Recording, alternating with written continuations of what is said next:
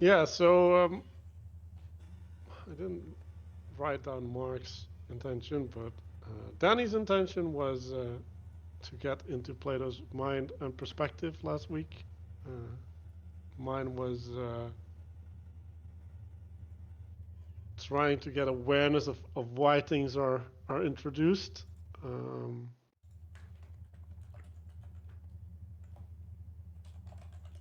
yeah, and then I had my intention for the week, which I completely sucked at, which was observe things by the sphere of influence. And I think actually Ethan had some big, big progress on that level. Uh, so, but yeah, for me, yeah, I don't know. I have had a bad week. I have engaged a lot with Plato though.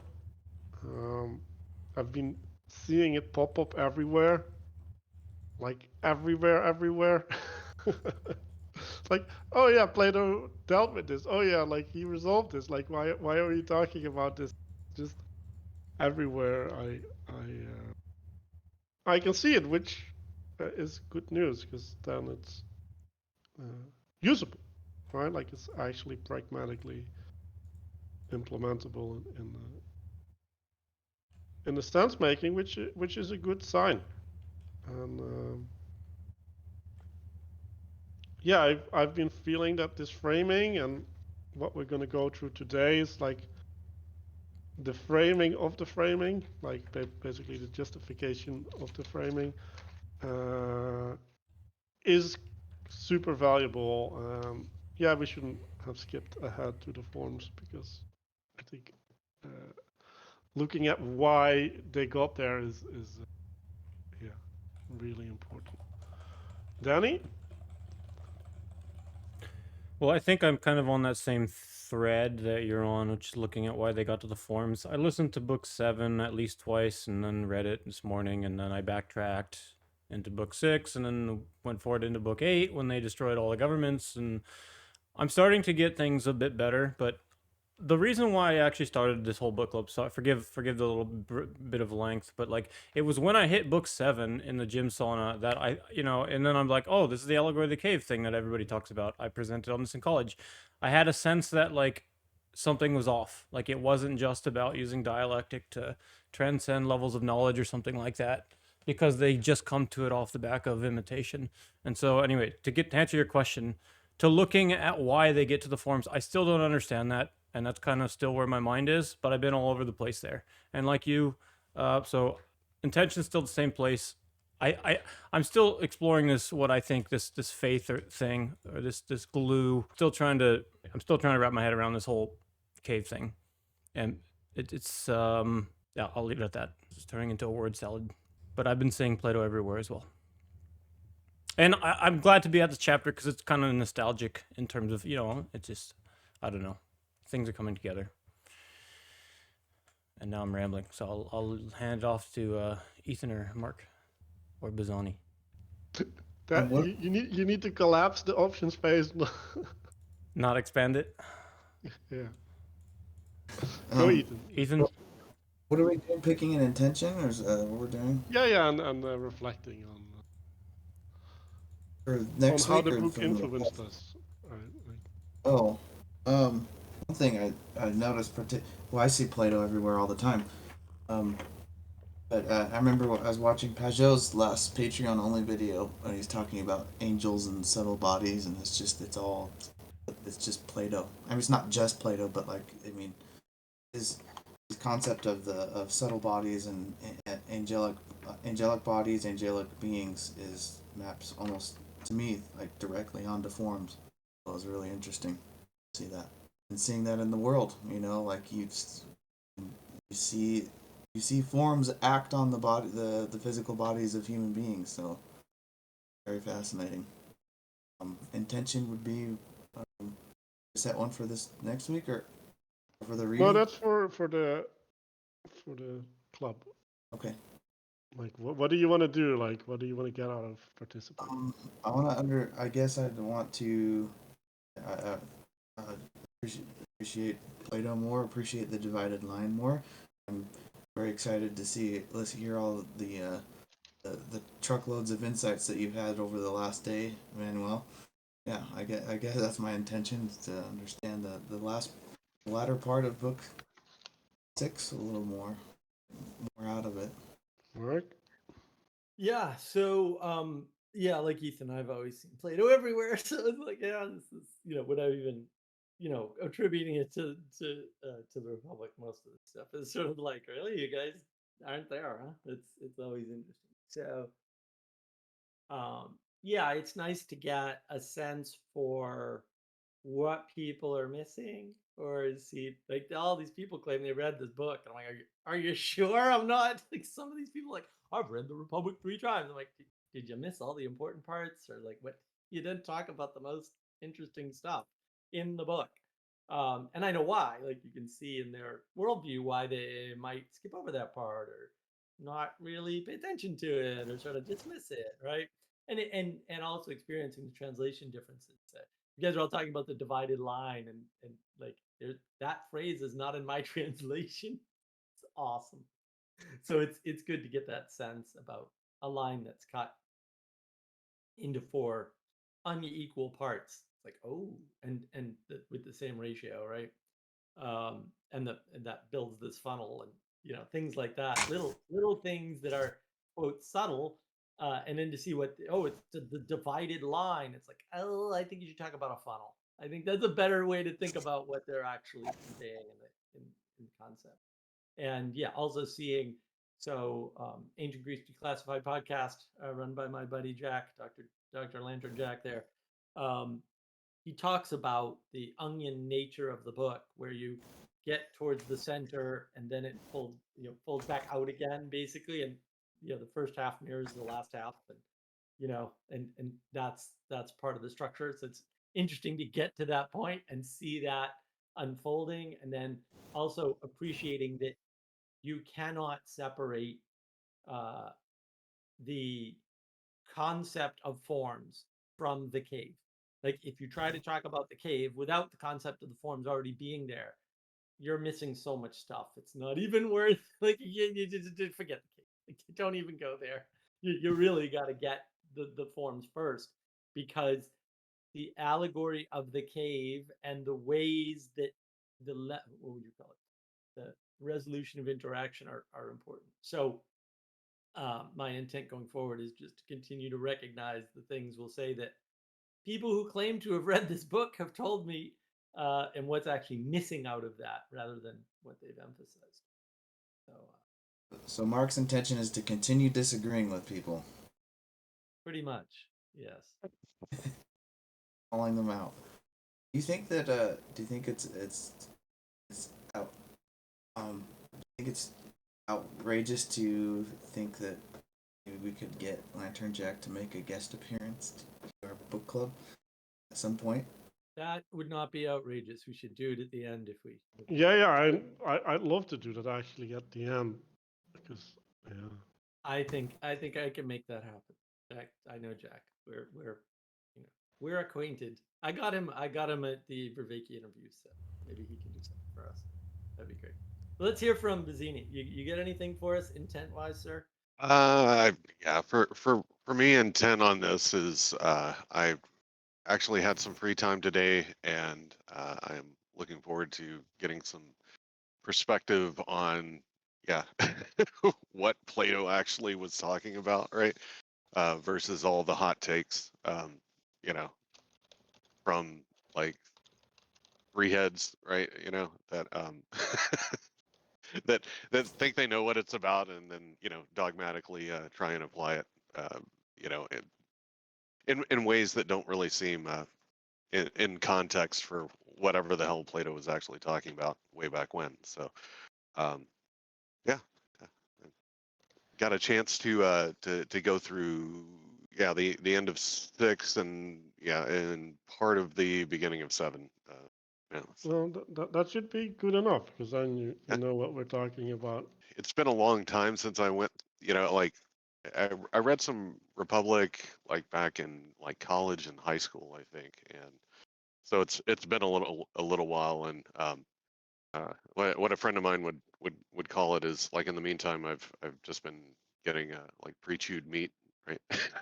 it's how she puts it, right? You know, like someone else's take about, you know, what the text actually said. But yeah.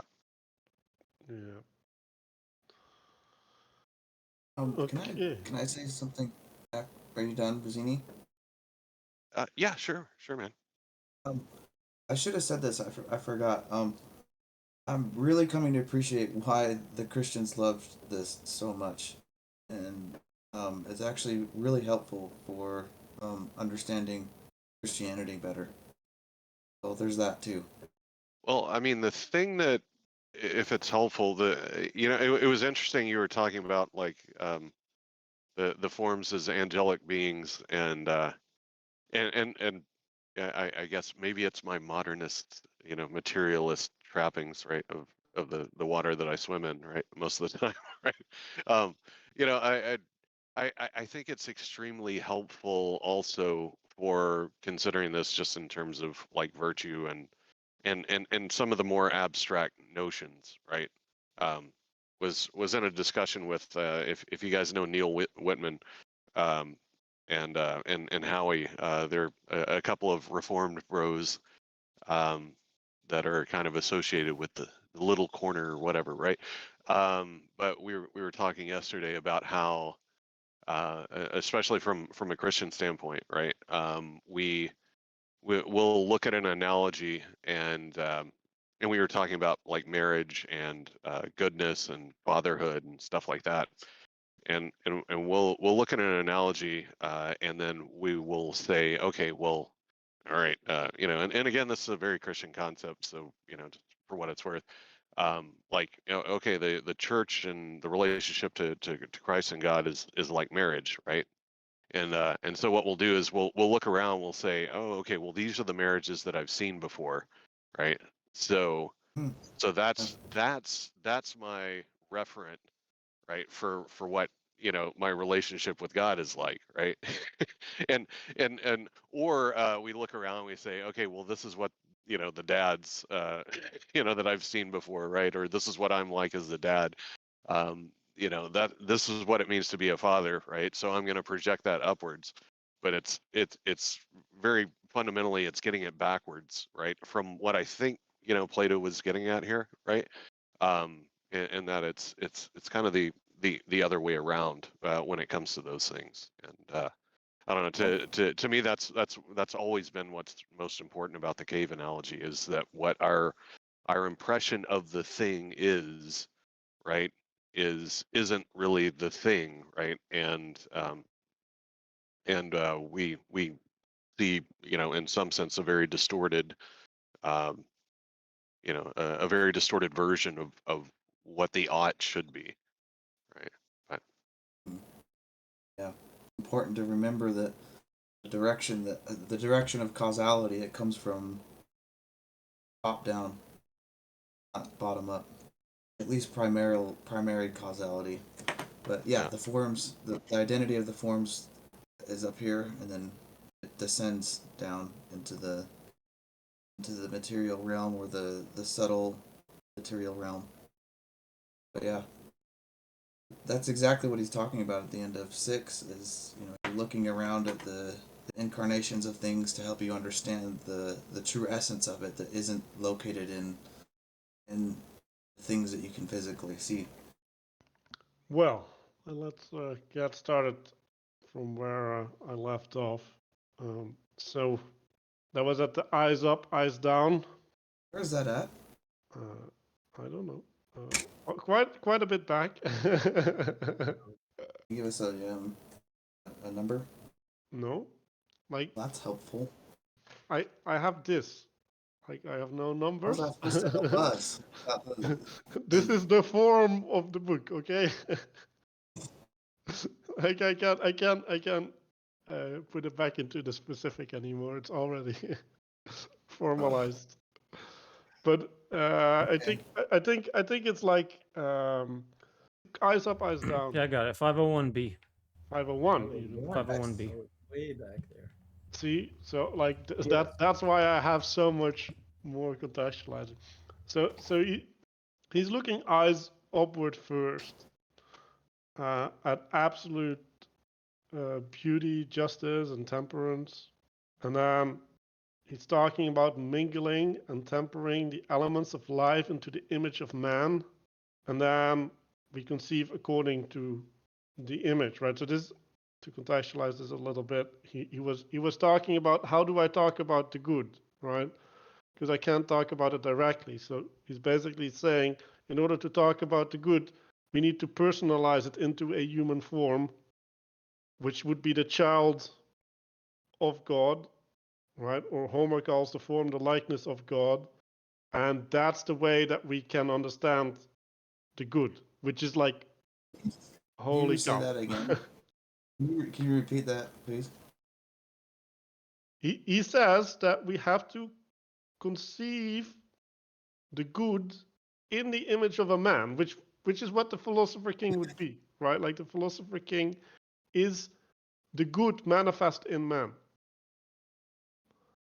And by conceiving of that, we can talk about the child of the good, which would give us an intimation of the parent. Like they just they didn't say the father in the book, but like the parent. Oh, they did in mine. Yeah. In mine, it says child and father. And they refuse to address the father because it's too hard. So I'm like Um, this is a setup, right? Like this is just like if this is not speaking. Christianity, I don't know. Like Yeah. I actually have a footnote here on that. It says throughout Socrates is punning on the word tokos, which means either a child or the interest on capital. oh, that yeah, that makes sense. The child is your future, right? Like yeah. Mm. That that And that there's actually one line in here. It says, "I don't somehow deceive." Okay, it says, "So here then is this child an offspring of the good, but be careful that I don't somehow deceive you unintentionally by giving you an illegitimate account of the child." I thought that was an interesting line. mm-hmm. Illegitimate. So there's like a illegitimate child, illegitimate account. Also Well, yeah, account, account. like he did this move a couple times, right?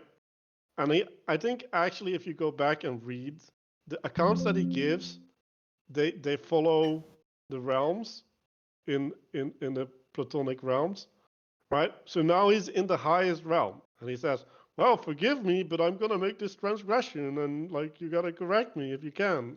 But it's him doing the same pattern at a different layer. And so Mhm. he's now exemplifying the highest level, right? Which is effectively above, right, the virtues by Didn't we discuss last week that once we get halfway through the book, the discussion turns more towards more spiritual as opposed less material.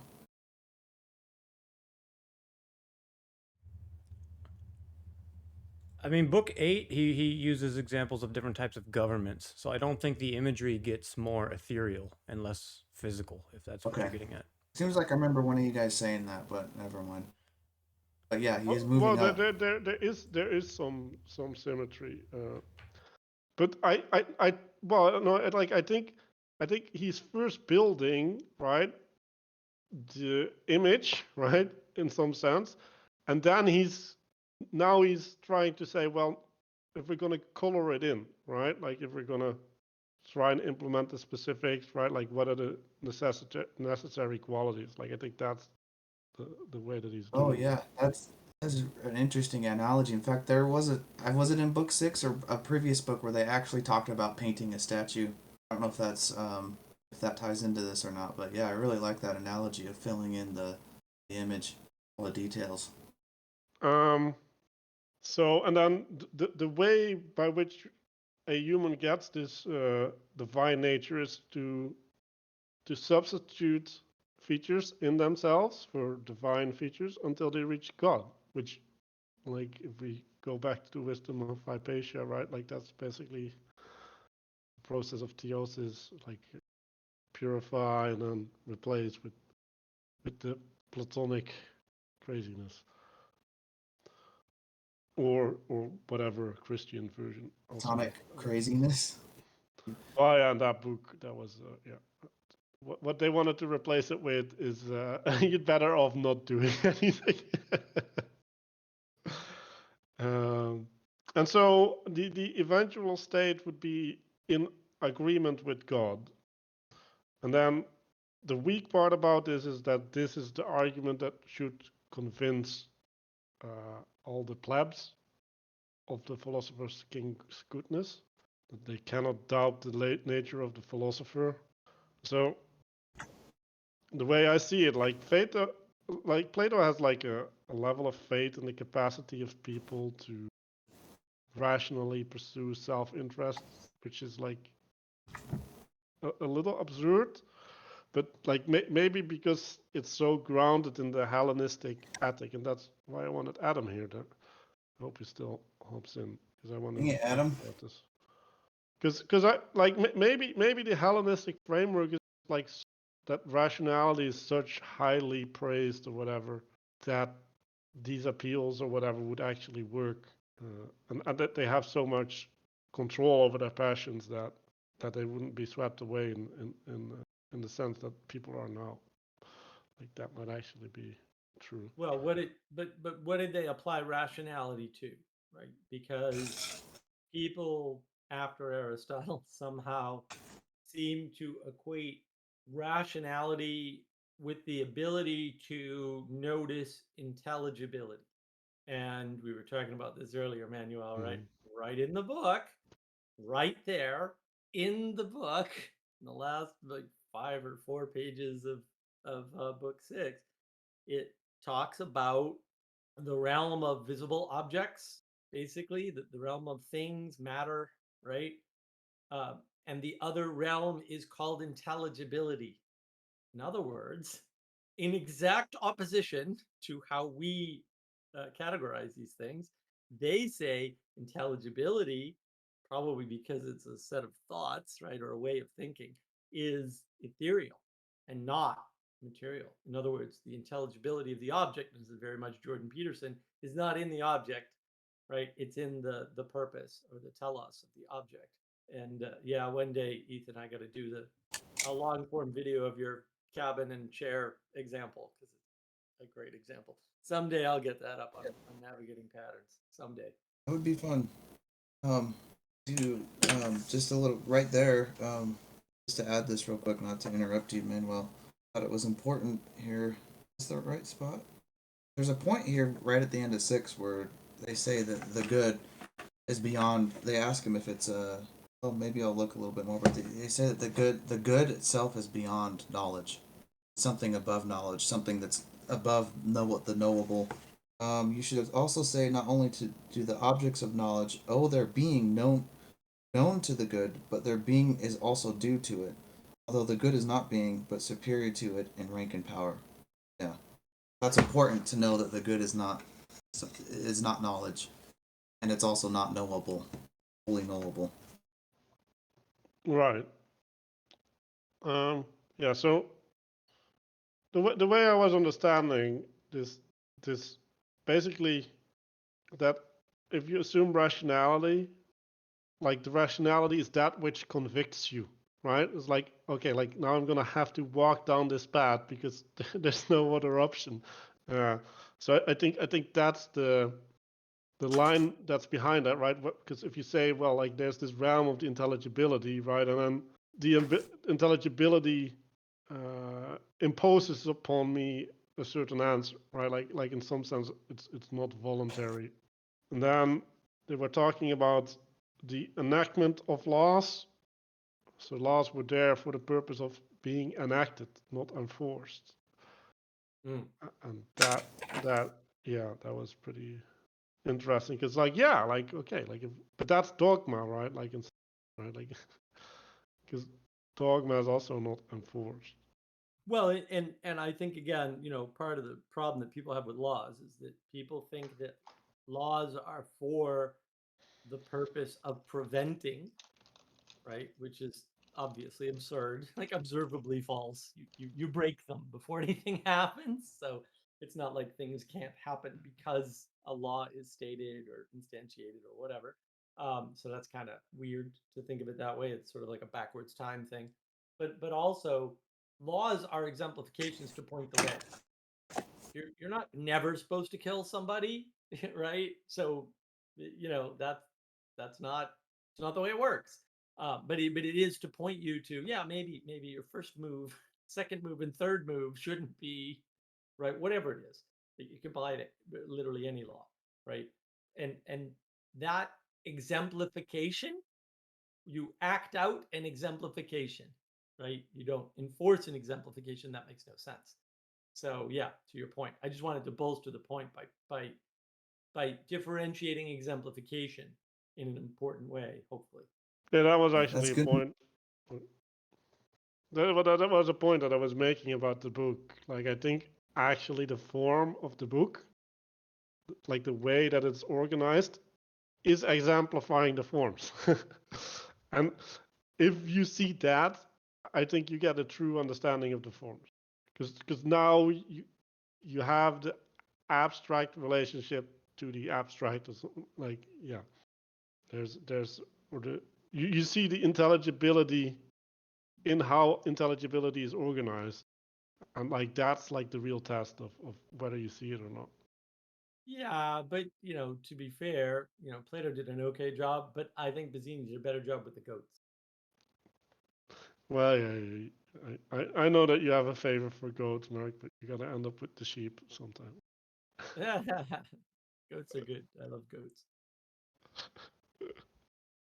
Well, we were using words like irony to describe how, like, in chapter 1 and 2, like, Socrates will use a technique or rhetorical technique or something that, like, seemingly will disprove or demonstrate that what he's saying is false. And then we were saying that's why this book is a rhetorical explanation and therefore it's sci-fi, right? It's like, yeah, it's like there is an element of to explore being, like, you have to do things in order to explore being, and we're getting to the cave, but like, Almost like a lab setting. We have a clean environment and we're experimenting. Right. It's a controlled environment, right? Yes. Oh, I Right. like this, and then the clean environment self-contaminates, right? Like Right. That's the whole point. To me, that's the whole point of the right. So people go dialectic, and I'm like, you missed the republic. You missed the republic. It is explicitly over the top, ridiculous dialectic on purpose.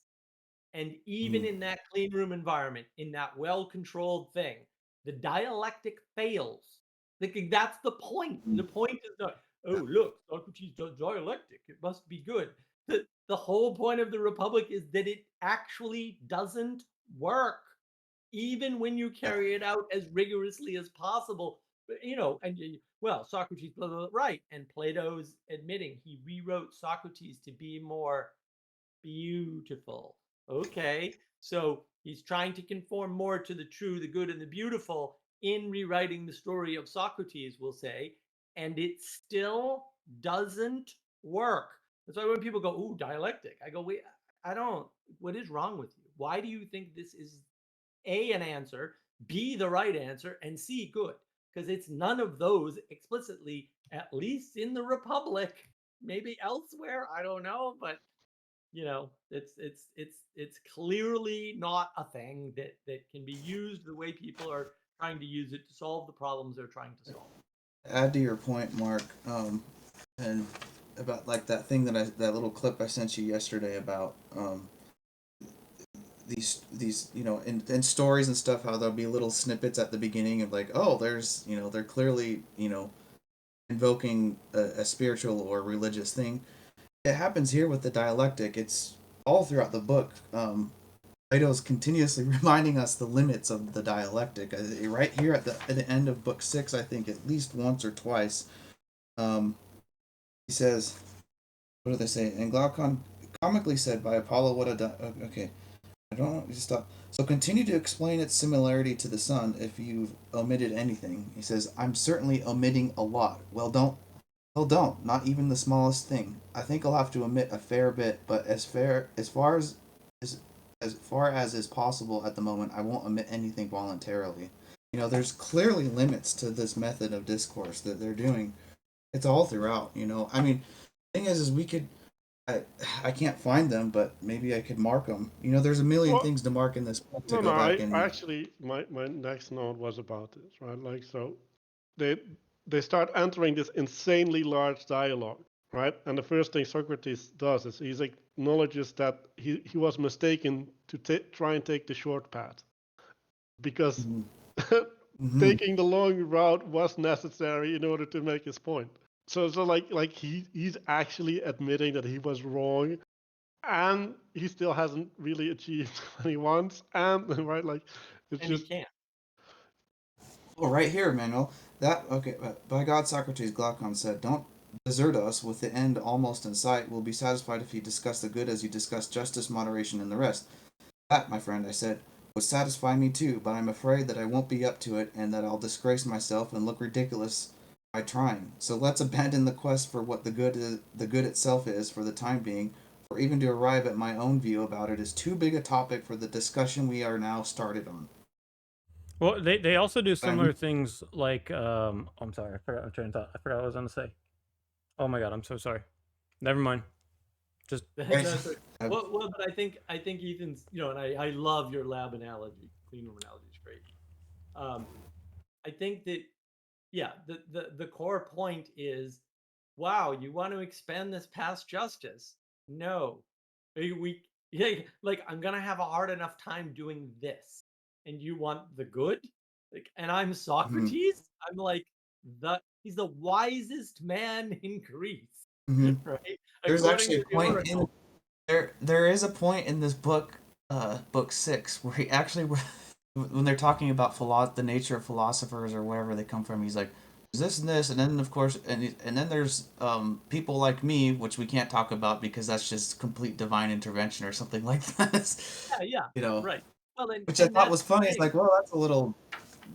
I didn't know if it was like a little bolstering, but but then again, you have to remember this isn't Plato talking about himself; it's him using Socrates as a character. right? Or, So or, or one, he I did that think the on better way to purpose. say it is that he's creating an idyllic myth. Most myths are idyllic in some sense, Yeah, but no, yeah, Socrates, that's exactly what's happening. Yeah, right? In he's in order, mythologizing it. right? or He's mythology, prophesizing. ironic given his hatred of Homer. Right. But and I think it's Right, unfortunate, right. which is why he came back to Homer later in life, from what I understand. Right. So he's doing this as a way of showing you the limits, not only of dialectic, not only of the allegory of the cave, not only of the forms, not only of your understanding, but the understanding of the wisest man who has ever lived in some sense. We could argue that all day long. It's pointless. The point still stands. Like, well, this is the wisest man in Greece, and even he won't touch the good. Maybe we have no chance, none, Hmm. right? And that's the but he thinks he can do justice, but even the wisest man tries to take the short path and fails. What I like, these are incredibly, or should be incredibly, humbling pieces of information. Like, if you're telling me you read the Republic and you weren't humbled about not only your knowledge but also the idea of wisdom and your relationship to it, then I think you missed something. Like, actually lots of somethings. There's a lot of hints in here about that. Hmm. yeah. What I was gonna Yeah. say earlier about the limits of dialectic is they also say things. They also say things along the lines of like, oh well, you're just beating us at the word game, Salad, and so we're just gonna give up as well. That's another problem with it. And then early in book 7 or 8, or late in book 7 or 8, they use other rhetorical tools like where he'll answer rhetorical questions for other people explicitly. So he'll say like he'll advance an argument saying like X, yes, then Y, and then he'll say like, okay, so I'll put forward a question. Shall I answer the question for you? Which is not objective and it's biased. So if you're trying to learn dialectic from this book, I'm not sure it's the best example. You know, it's not No, exactly but it's not how but I academics speak. It's not clear, right? Like you said, it's they have to they you need it. You need enchantment. I think they need enchantment in order to do what they're trying to do. But I think it's important, right? Like if you take the flip side of the book, right? Like it's in some sense it's like, well, I'm I'm beyond you now, right? Like you can't participate on this level, so let me do it for you. And I think Right. that's correct. Like Right, but also, I think Danny's made a whopping good point here, right? Which is dialectic is disenchantment explicitly. It's reducing something down to a frame of binaries, right? Or political frame is a similar frame, at least in recent times, and that is literally disenchanting. And you can look at the example of Socrates saying, "Well, I tried to take the short route and I screwed up, and that was a mistake on my part," as saying, "I tried to disenchant the story, and that doesn't work." And like all of this stuff is sitting right there, and people don't talk about it, and I'm like, this is really important. The fact that dialectic is a disenchantment explicitly, I would say, and therefore, like that's really important to understand. Add insult to injury. Here's another one. If anything prevents us from doing it, it won't be lack of willingness, but a lack of ability. At least you'll see how willing I am.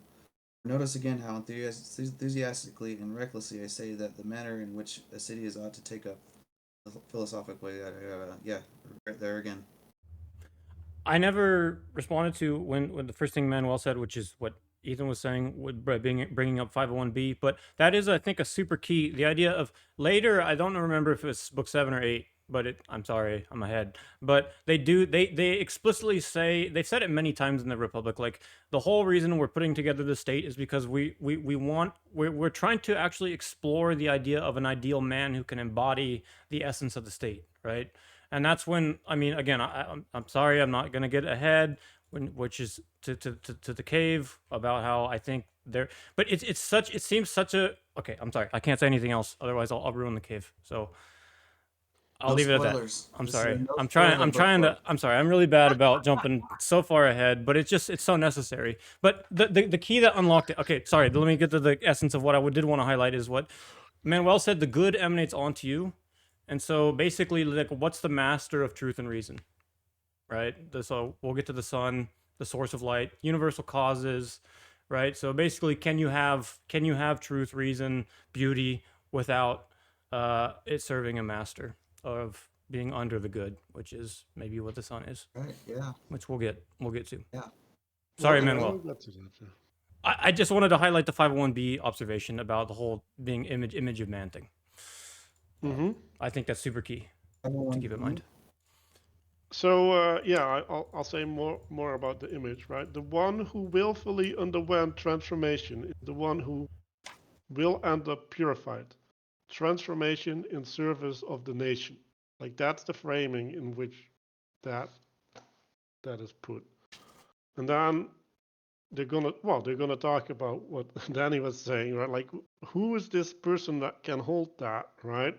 And then they say the combinations of talents will make one restless without principle, right? Like that's one of the half of the personality, but also he will be steadfast and not be easy to move, right? So there's these two things, and they're conflicting natures. They're also going to be the downfall of the philosopher king, right? And then he's going to need the highest of all knowledge, which is probably wisdom. Yeah, yeah. And then he's setting up this framework. So there's the three parts of the soul, which is like the mind, the heart, and the gut, or like the intellect, the spirit, and the passions, right? That's the three parts of the soul. And then there's four natures of the soul: justice, temperance, courage, and wisdom. And then Socrates provided a fair measure of truth, but Socrates deems it insufficient because the measure that he provided cannot be fair, right? So he's making a point about I'm drawing something from the form, but because I've drawn from the form, it's already corrupted because it's instantiated, right? It can't hold the true nature. And then he goes to indolence being the worst sin of a guardian, right? Because the guardian is supposed to attend, correct, being aware, right? Like it's related to the virtue of courage, right? And so indolence would be then the opposite of courage. It's the inaction, while courage is what allows you to act. Would you say it's a failure to draw a line in the sand? We'll get to the line. Just wait.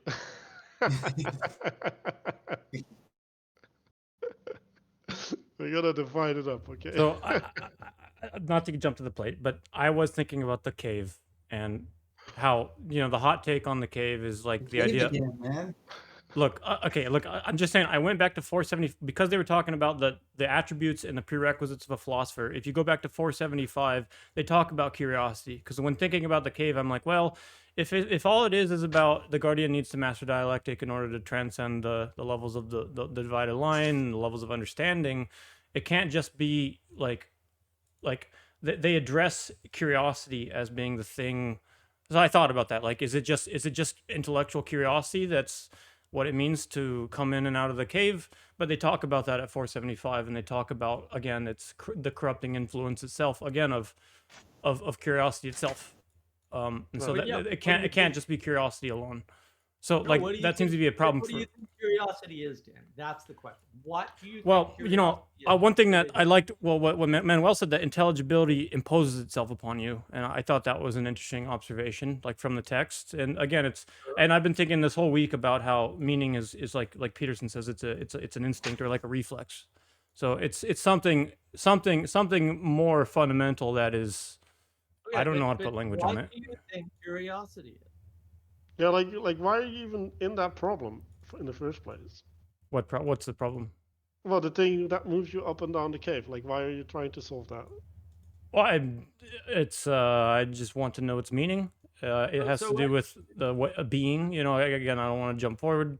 No, The the nature. meaning of cave takes 10 seconds. The whole thing's easy. Like you guys like, overcomplicate this.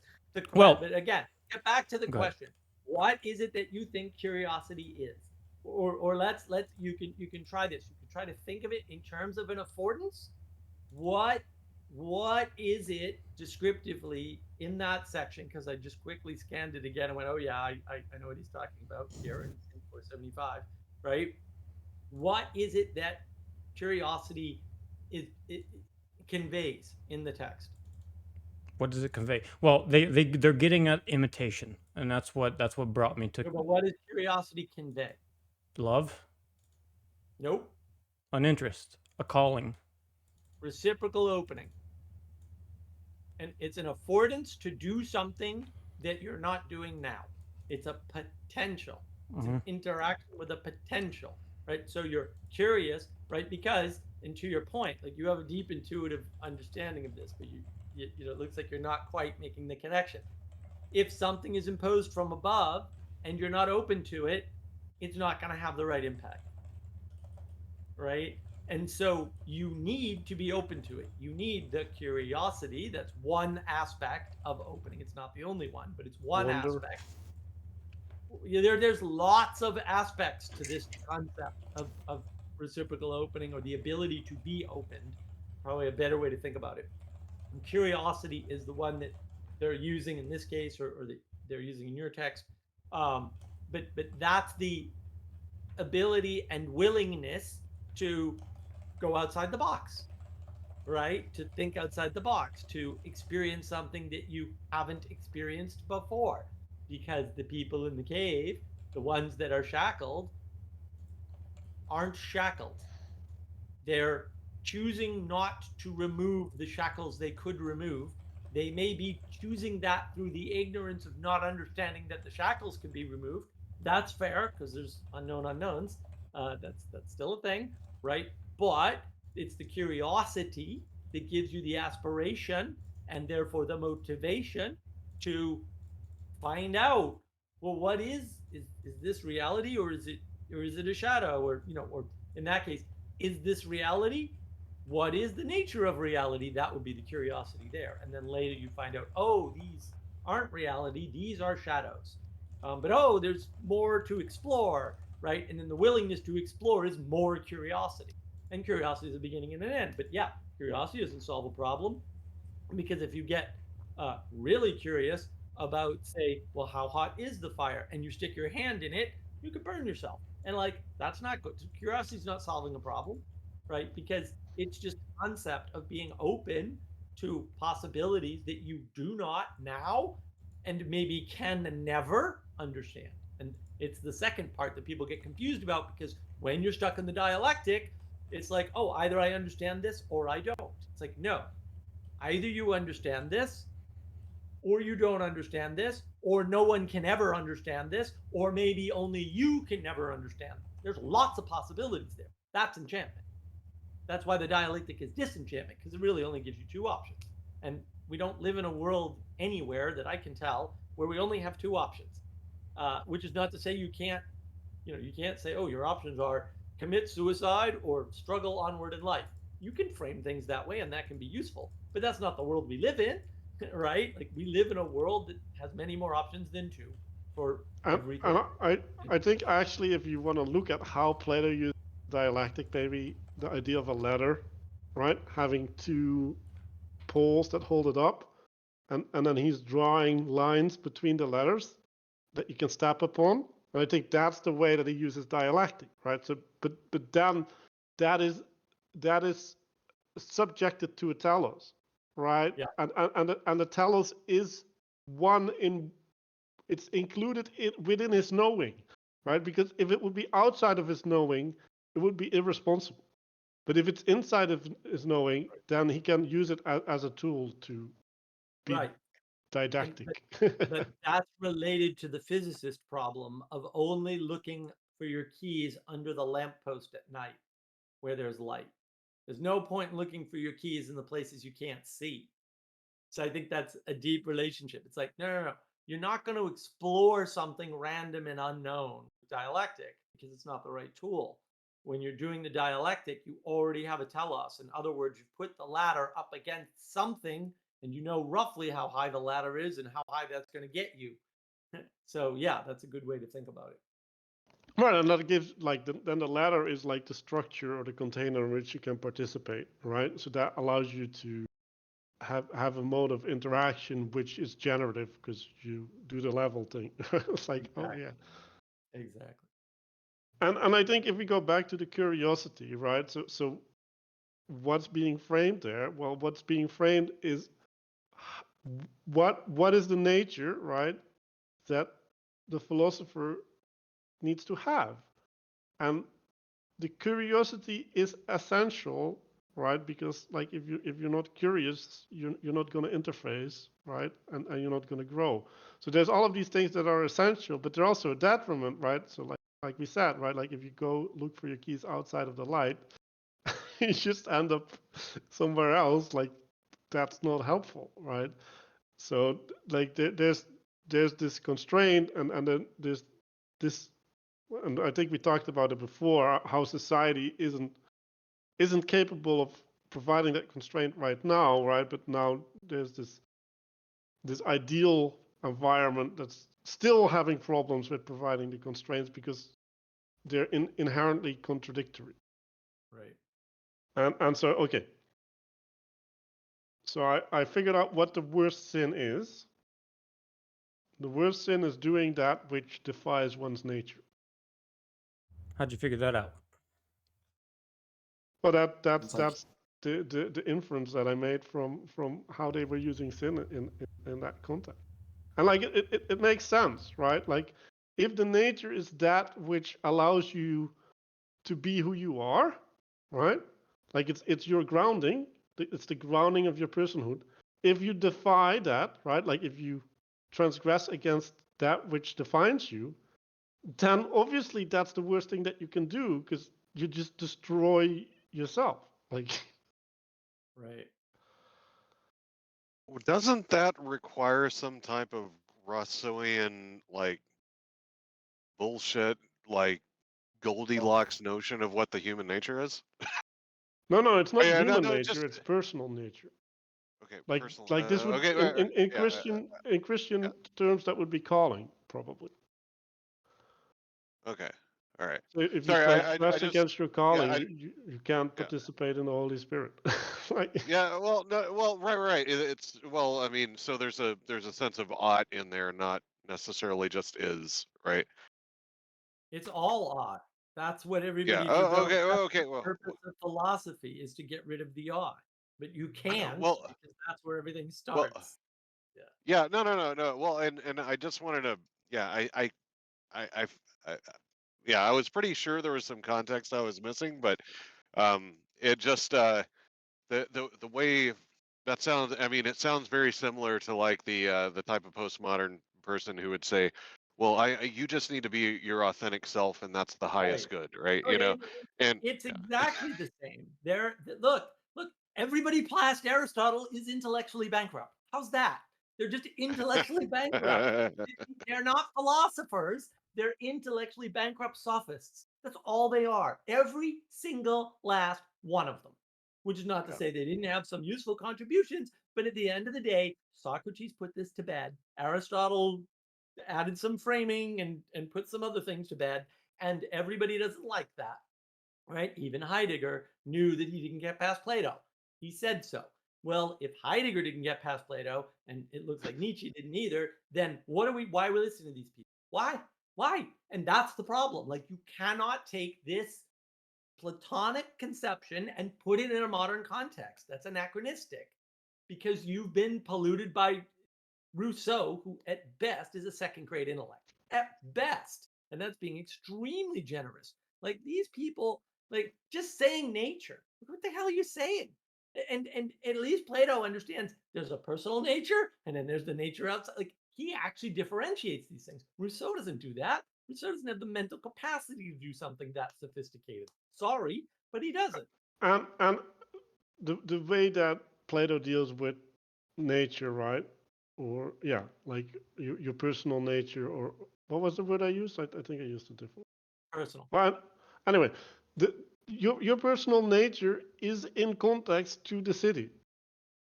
Like it's related to what you're gonna do in the city, and it is also like decided at your birth by some magical process that he never goes into. Because it's gonna be participatory, right? And then it can be wrong, and then you get kicked out of the Guardians. Right. So Well, and the way to think about it is, you're born with a set of constraints. The city imposes a set of constraints, and somewhere in the middle, you have to kind of fit in, which is an awful lot like Jordan B. Peterson saying identity is negotiated. Yeah, no kidding. Like, it's not up to you. You can try it, and it might even work when you try it, but most of the time, it's not going to work. Uh, and you can't have a single identity, because you can't have a single relationship in the world. That's the intimacy crisis. Why would you want to do that? You want to have families, you want to have friends, you want to have best friends, you want to have annoying friends like Manuel, right? You you want to have all these different types of relationships, qualities of relationships. I had to do it, Manuel. I had to. It was right there. I couldn't not. stuff Well, amazing. thank you for that, because like I just yeah, I'm pretty sure I've heard people talk of, raise the issue of quote unquote nature and authenticity and that kind of crap when it comes They to do. Plato being Yeah, yeah, but and out of context, to your point. yeah, Cool. but it's important to realize that, like, what is nature, right? And like Plato goes into this, right? Like, how do you ground yourself? Do you ground yourself in your passions? Do you ground yourself in status or money, right? Or do you ground yourself in the good, effectively, right? So, like, the way that you're gonna conceive of your nature is gonna be different in either of these frames, right? And only one of these natures is true because the other ones aren't true. And the whole book is trying to explain why these other ones aren't true. Like that's literally where they started. So, like, although they're not talking about it anymore. But that's the three forms of the soul, right? Like it's the mind, the heart, and the gut. So you can follow the mind, which would be informed by the intelligences out there. You could follow your heart, which would be informed by the things that seem good, right? Like the things that you can see that are good, and you can follow your gut, which is just like eat what you want. Like, and that's the three loves as well, right? Like it's agape, Sturge, or whatever, Sorry, philia, and eros. yeah. And That's funny. Yeah.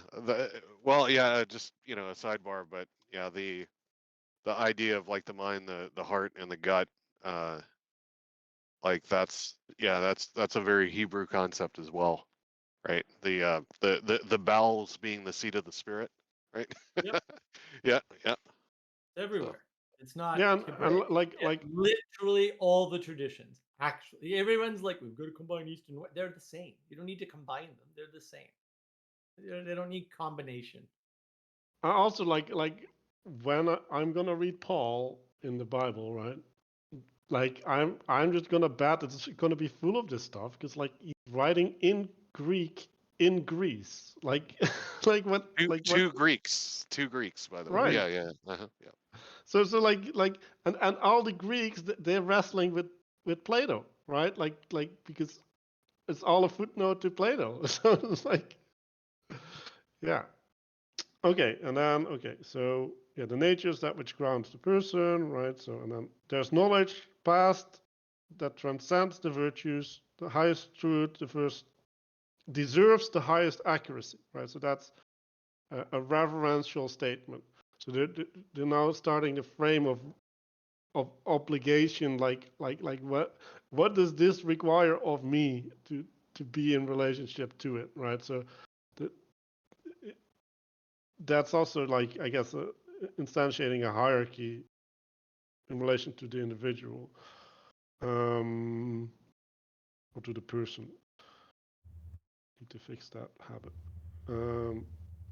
Good is the highest form because it grants use to all else, right? So like the again using the utilitarian frame, but like you things can only be of use towards a purpose, and I think that's I guess the way that they use would use that it's participating in a telos, and the telos is inherited from the good, and then the good is the highest. Below that's virtue, and below that is soul, right? So you could say that if we do the crazy framing, right? Like you have the source, and then the virtue is the interface between the source and you, and then the soul is the part of you that is in that participation.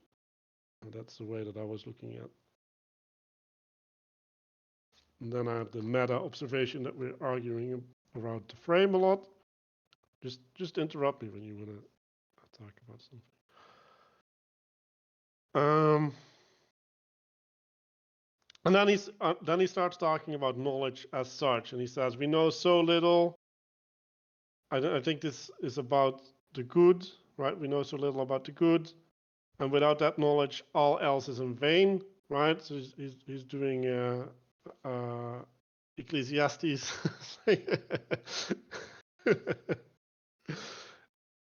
And he's including even the attainment of knowledge. So he's basically he's doing your epistemology there, right? Like you gotta have the good.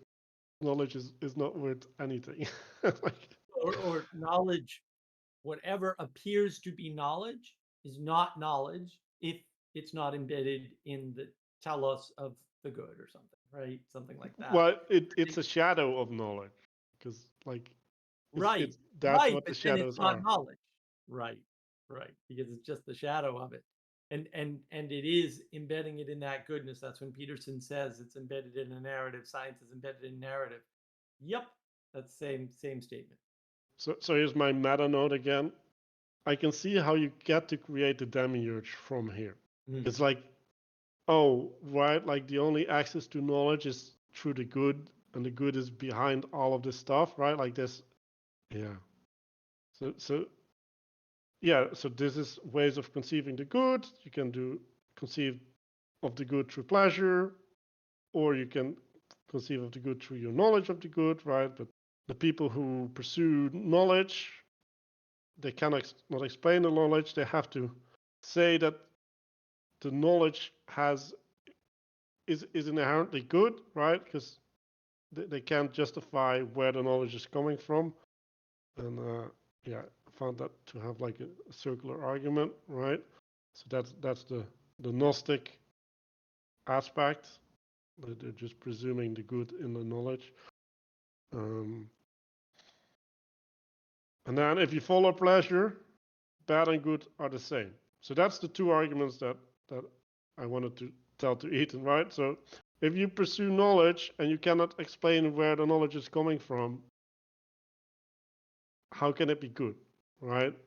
Like you're having a presumption of the good.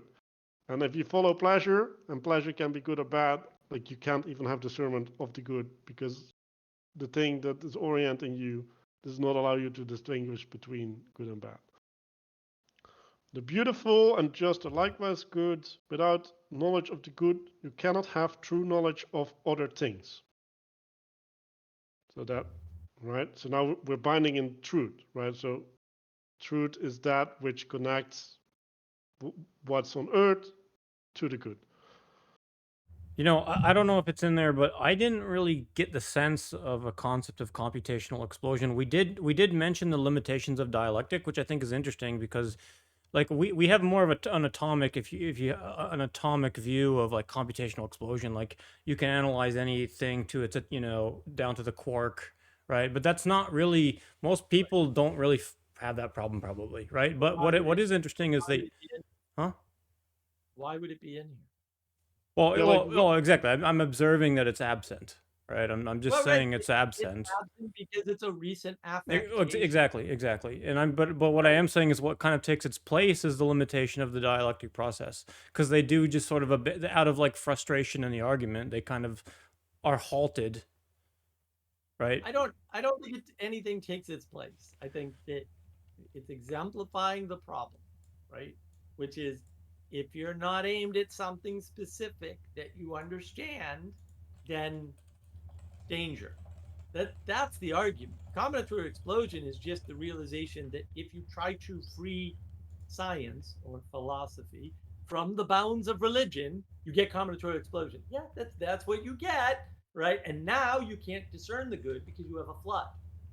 Yeah, weird. I wish somebody had written that down a couple thousand years ago in a book. Maybe we could all read it. It's right there. but like, what do you mean it's not? Yeah, like, what do you mean it's not there? Like, Because I think he's right. They're taking the opposite approach. They're starting from the presumption that you have to move towards a final cause, Aristotelian language, right? And so they're never running into the problem of combinatorial explosion. It's never happening, right? Because you'd have to be a little on the slow side to make that mistake that you then have to fix. And this is like I talk about this constantly. A lot of the modern problems are just you created that and you didn't need to.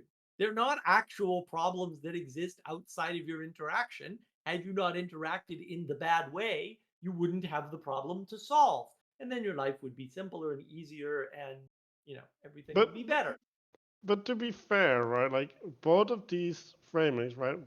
Whether you put the good in pleasure or in knowledge, Mhm. end up in futility, right? Which means Right. that you just end up chasing a tail, and that is combinatorially explosive, like necessarily, because it No, doesn't tell you what the tail is.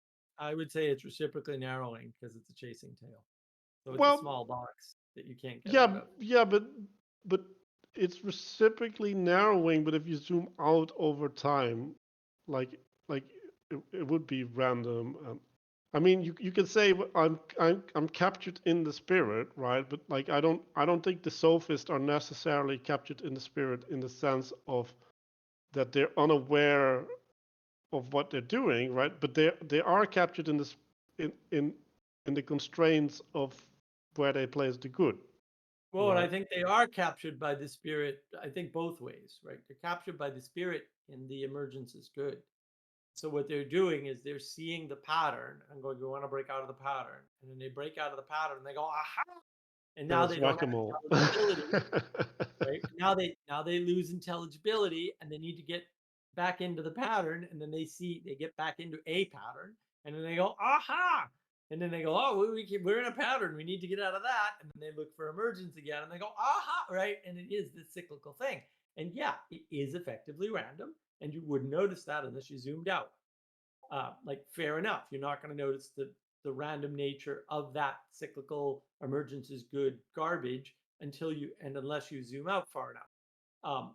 But there is a way in which that is still highly constrained. So, yeah, and maybe that's good. Anyway, did it resolve that for you, Danny? Well, yeah, I was just making an observation that they just have different lenses. No computational explosion here. They never complain about too much data, right?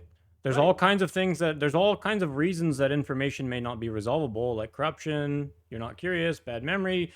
Too much data is not one of them, right? Right, because they start from telos. Right. They're always final cause first, which is final cause is first in intent and last in act.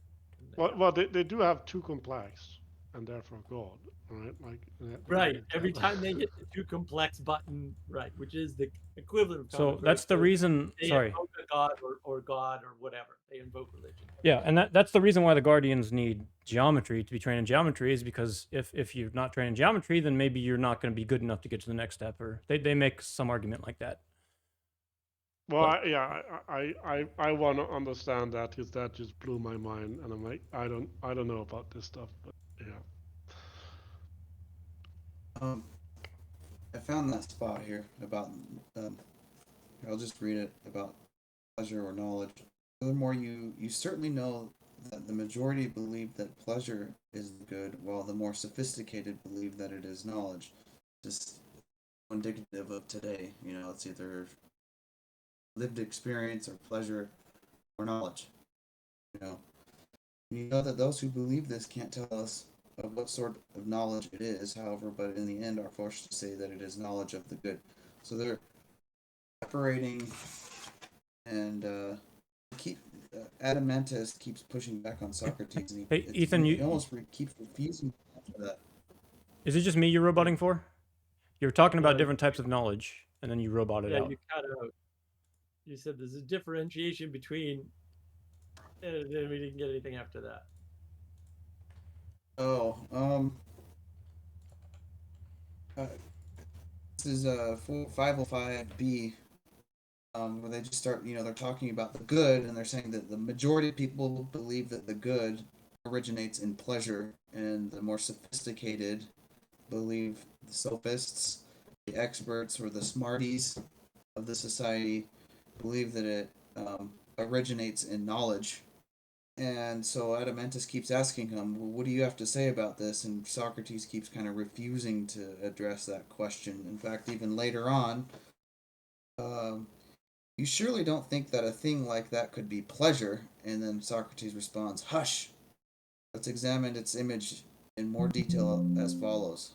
So yes, Right. he's clearly, drawing or implicating that this is something beyond pleasure, obviously, but even beyond knowledge. As Right. I read this earlier. It's actually what gives knowledge. It's actually what gives knowledge its being. Yeah, he's refuting epistemology as the highest rank. I agree. Plato is right. Mm-hmm. It can confirm. Yeah. That's what I do all the time. I say, stop worrying about epistemology. It's it's sophist garbage. Epistemology is sophist. Yeah. Don't even mention epistemology. It's not even interesting or important or required. Just total Yeah. garbage. It's just so crazy how indicative this is to modern day society. It's like how many people are knowledge is good.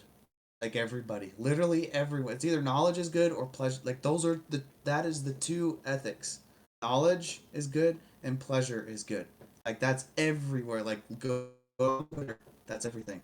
Like that is the ethic of our age. It's crazy. Hedonism It's or just crazy. Gnosticism? I can confirm. Yes. You're either a hedonist or a Gnostic. Yeah. And that fits again, right? Like, and then there's mammon, right? With money, right? But yeah, that's more in the material, I guess. But yeah, a materialist. That's the third. There we go. um, No, that's true. That's exactly what it is. If your ethic is bound in pleasure or knowledge, that is materialism because those are second effects. Those are down the line. Not right. Knowledge is making thought material. That's what it is. And so they, oh, I don't, but Mhm. thoughts are, I mean, knowledge is a material. Where is it? It's like, no, you're being a material. Mm-hmm. Are we at concrete, the cut not line yet? material. Are Like we at the I cut line? Yeah, no, we're maybe not even concrete's a close. Ah, Like no, like it's concretizing, right? Like that's the idolization of things. Anyway, and maybe that's a better word. When we say materialism, we're looking at created things. yeah, I don't like the word creation at all, but okay. Um, yeah, so Socrates claims not to know the good, and an attempt of a description of it is even more futile than a description of anything else. I would not speak of the child of the good. If you describe the child, you imply the parents. And when there's many of something, he's doing some more definitions here. When there's many of something, it applies a unifying principle, and the idea is the essence of the thing, right? So when you essentialize, that's the idea, and the idea is the form. So that resolves that, at least for me. Danny, we talked about forms. Are you keeping up? Yep, good. The many is seen but not known, and ideas are known but not seen. And then he's going to talk about all of the senses, of which sight is the most complex sense. Sight is dependent upon light, and light is what connects the sight to visibility. Like, so the sight is the capacity, and the visibility is what is being perceived. And the light is connecting your capacity to what is being perceived. So it's like the medium by which it is entering you. And then Did the you say that Lord, objects are seen but not known? You said something was seen but not known, but ideas are known no, but not seen. not objects, What? the many. The many. Right? Okay, This got it. is this is the one and the many thing that everybody is talking about, and I don't like that framing at all. yeah, that everybody completely misunderstands and casts as something that Plato clearly didn't intend. But we'll get there. Yeah, like well, yeah, like the way that Vervaeke frames it is not the way that I read it. The Lord of light is the sun. The eye that observes the sun is most like the sun. The power of the eye is affluent, which is inherited from the sun. The sun is the author of sight that is recognized by sight. I like that word, author. I wonder what they use in mine. Wait, that language So is actually in your text? what I said, yeah, like that's me just almost writing down literally what was written there. Sometimes I cut it a little bit short, but I get the essence of it. But yeah, Yeah, I want to see. I Mm. want to see Ethan's point. What's in this text too? Because but this is why I said it's so important. Like you need this framing before you go into all this other stuff. well, you can't. Yeah, if you don't understand his description of the sun, which is there's a Lord, we'll just call it light, and it's created everything. Like it's right there. Like it's not hidden. You know, you can argue the King James said it better, or not, but also, look, it's right there. It, it's right there. I don't even know. All this hearing. Yeah, I do. What's that, Mark? They talk about hearing too. All is hearing, just speak. You know, they're really playing with the senses and playing them off one another. And basically that's the statement that light is the greatest of the senses, or sight, right? Which is the result of light. They're entangled. If you want to use modern or sorry, recent scientific framing, they're entangled. Offspring. So the relationship, the sun is to sight. Let's say then that. Good is the author of the mind, like the sun is of sight, Right. Yeah. right? So now we're putting an authority on the mind, right? And the mind is the sense organ of intelligibility, right? But the good itself is in the intelligible realm in relation to understanding and intelligible things. The sun is in the visible realm in relation to sight and visible things. Right. Yeah. Um, And then he goes and starts complexifying. So he says the source of the light determines the cleanliness of vision. yes. He talks about night versus day. Right? And well, in the cave it's going to be important, right? It's the fire versus the sun, right? And Right, but that's the statement that there are A, multiple points of light, and B, there are different qualities, and C, that matters. Which is also the statement that perspective matters, or maybe framing is another way to say it, right? Actually matters. It's important, which is the complete opposition to the postmodern ethos. Like it's just, yeah, the postmoderns were wrong, and Plato was not. Sorry, just is what it is. It's interesting with fire. Well, we'll get into it next week. It's almost Okay. like there's a just real quick. Like, it's almost like with fire, there's potential in there for fallen light, right? Because fire ultimately There is is fallen consuming light. something that was. no, it's even worse. You start with the fallen light. Like you have to. Well, no, fallen. Well, here's the thing: is fire can be used for good or bad. Right, But the fuel for the fire ultimately was brought into being by the sun. right. It's fallen. Yeah, I don't know if you Fallen want to light. do that, but okay. No, I think that's right. Well, It's fallen. It's I'll, imperfect. I'll Oh, ruminate because on it and see what happens. yeah, well, because it's So inherited and no longer sourced, right? So, but whatever. so in the Christian scripture, there's a lot of or there's a good amount of talk about like the eye and you know the eye is the lamp for the body or something along those lines, right? Hmm.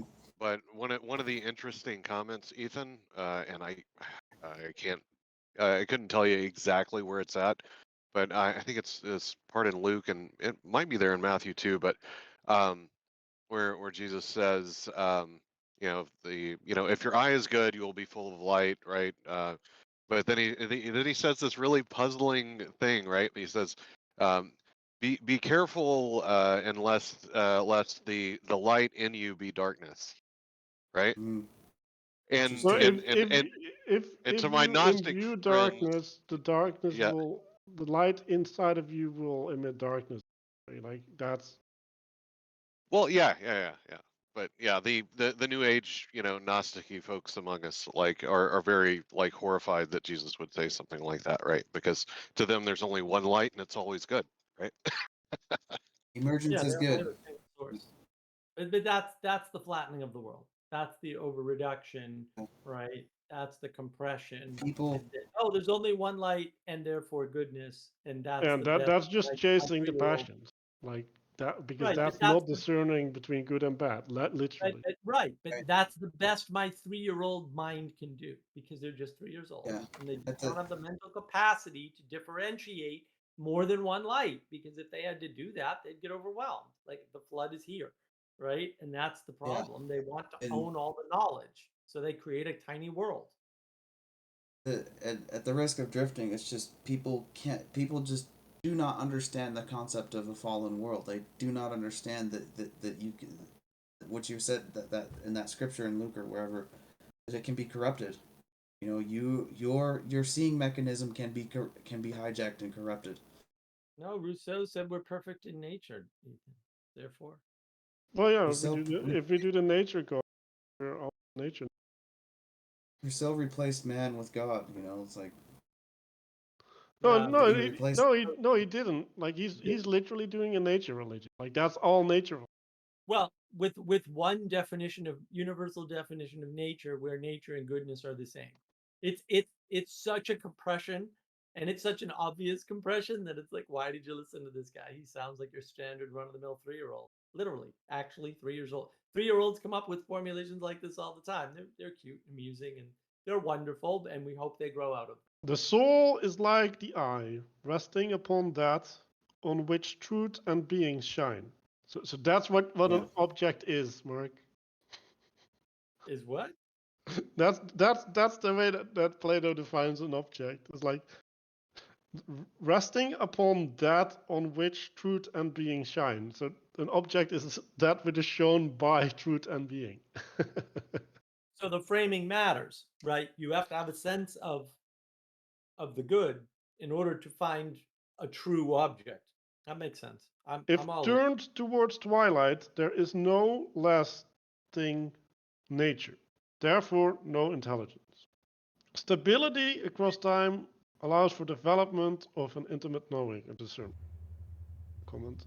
Can you repeat those last two? I'm sorry. This is great. You said if Yeah, something there's no intelligence, something about nature. the soul, right? Like so, the soul is like the eye, right? So the soul is the capacity to wrestle with the intellect, right? Got that one, yeah. Resting upon that on which truth and being shine. Yeah, all good there. It was the nature one I didn't quite hear. If turned towards twilight, this is not a proper source of light, there is no lasting nature. So you can't discern that which points to the eternal, and therefore there's no intelligence. Yeah, So he's intelligibility is that which lasts through time. right, and he also says that if you do not participate in the correct way, you're never going to get intelligence. He says that in the text? But that's the implication of that. Like if you say, like if you look in the twilight, right, which is not in relation to the good, you're not going to see it. Like it's not going to be there. Okay. I was just curious if you said if you don't participate properly, that's a little different than if it's twilight. No, But like how's the way that you see something, that's how you participate with it, like literally. That's Peterson's point. sure. You don't see a tree stump, you see a sitting thing.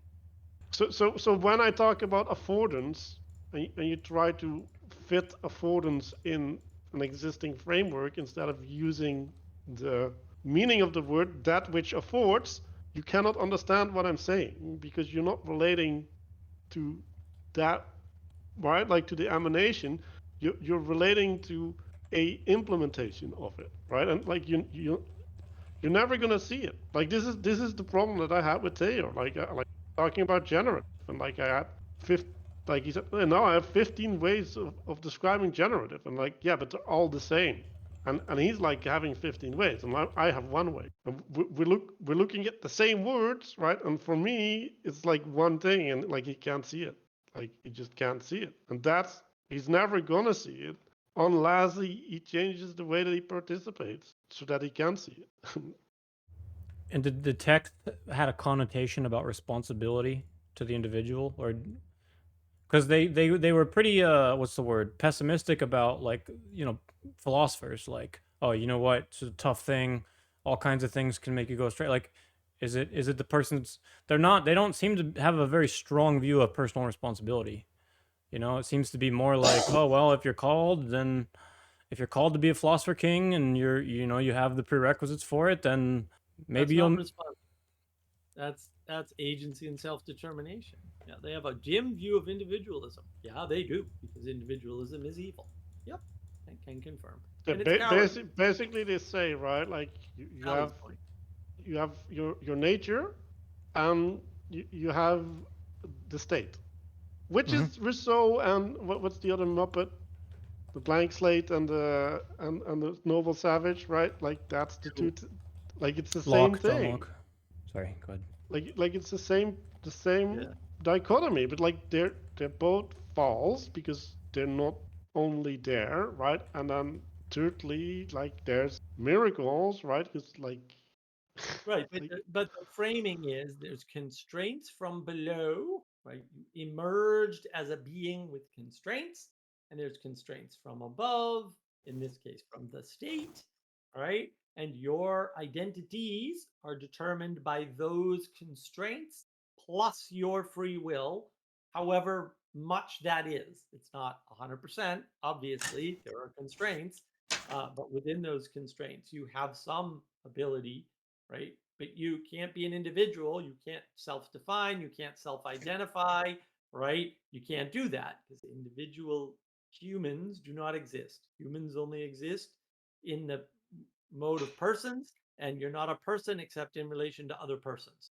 Sorry, it sucks, but Okay. also is what it Hey, is. maybe a rabbit thought that we just put to the side, but what of the thought of identity in the context of those different containers, right? You know, like so, you know, as part of yeah, my identity as a Christian being, you know, something related to, you know, being part of a church, and no, no, American being part of that's the the state. image of God. Like what are you talking about? No, no, no, no. Well, he That, was talking those about things are not constraint. your identity as your Christian. Like then you're Well, misdoing. no, no, hang on, just hang on for a second. Sorry, let me finish the thought, and then you guys can tell me it's wrong. Uh, but, um, but you know those constraints. You know, Mark, you were talking about how constraints from like say the state, right? Are part of like are related to identity in some sense, right? Was I misunderstanding that? Peterson says identity is a negotiation. That's correct because Well, it's only right. Yeah, okay, but the thought was, could we also consider identity as the level at which we participate in those containers, right? no, Or those spheres? No? no, no. You perceive identity that way. like sure, you can say a person is a better Christian than person B. You could do that, right? And you can have reasons for doing that, but that doesn't mean that either of them can be any different.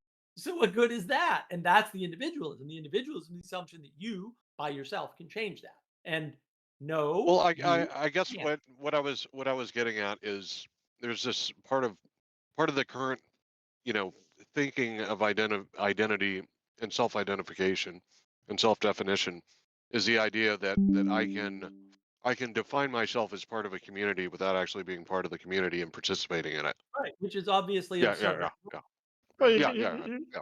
well, actually, I wanted to talk to Theo about this today because, like, you can make proclamations about persons all you want. Like, you're my slave. Right. Or If anything if else.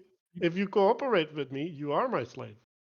Right. Like, Right. Or I can say you're a bad Christian. Like I can proclaim all kinds. This is where people get mixed up because we're in, to John Vervaeke's point, a propositional tyranny. Even though I don't like framing, it's correct.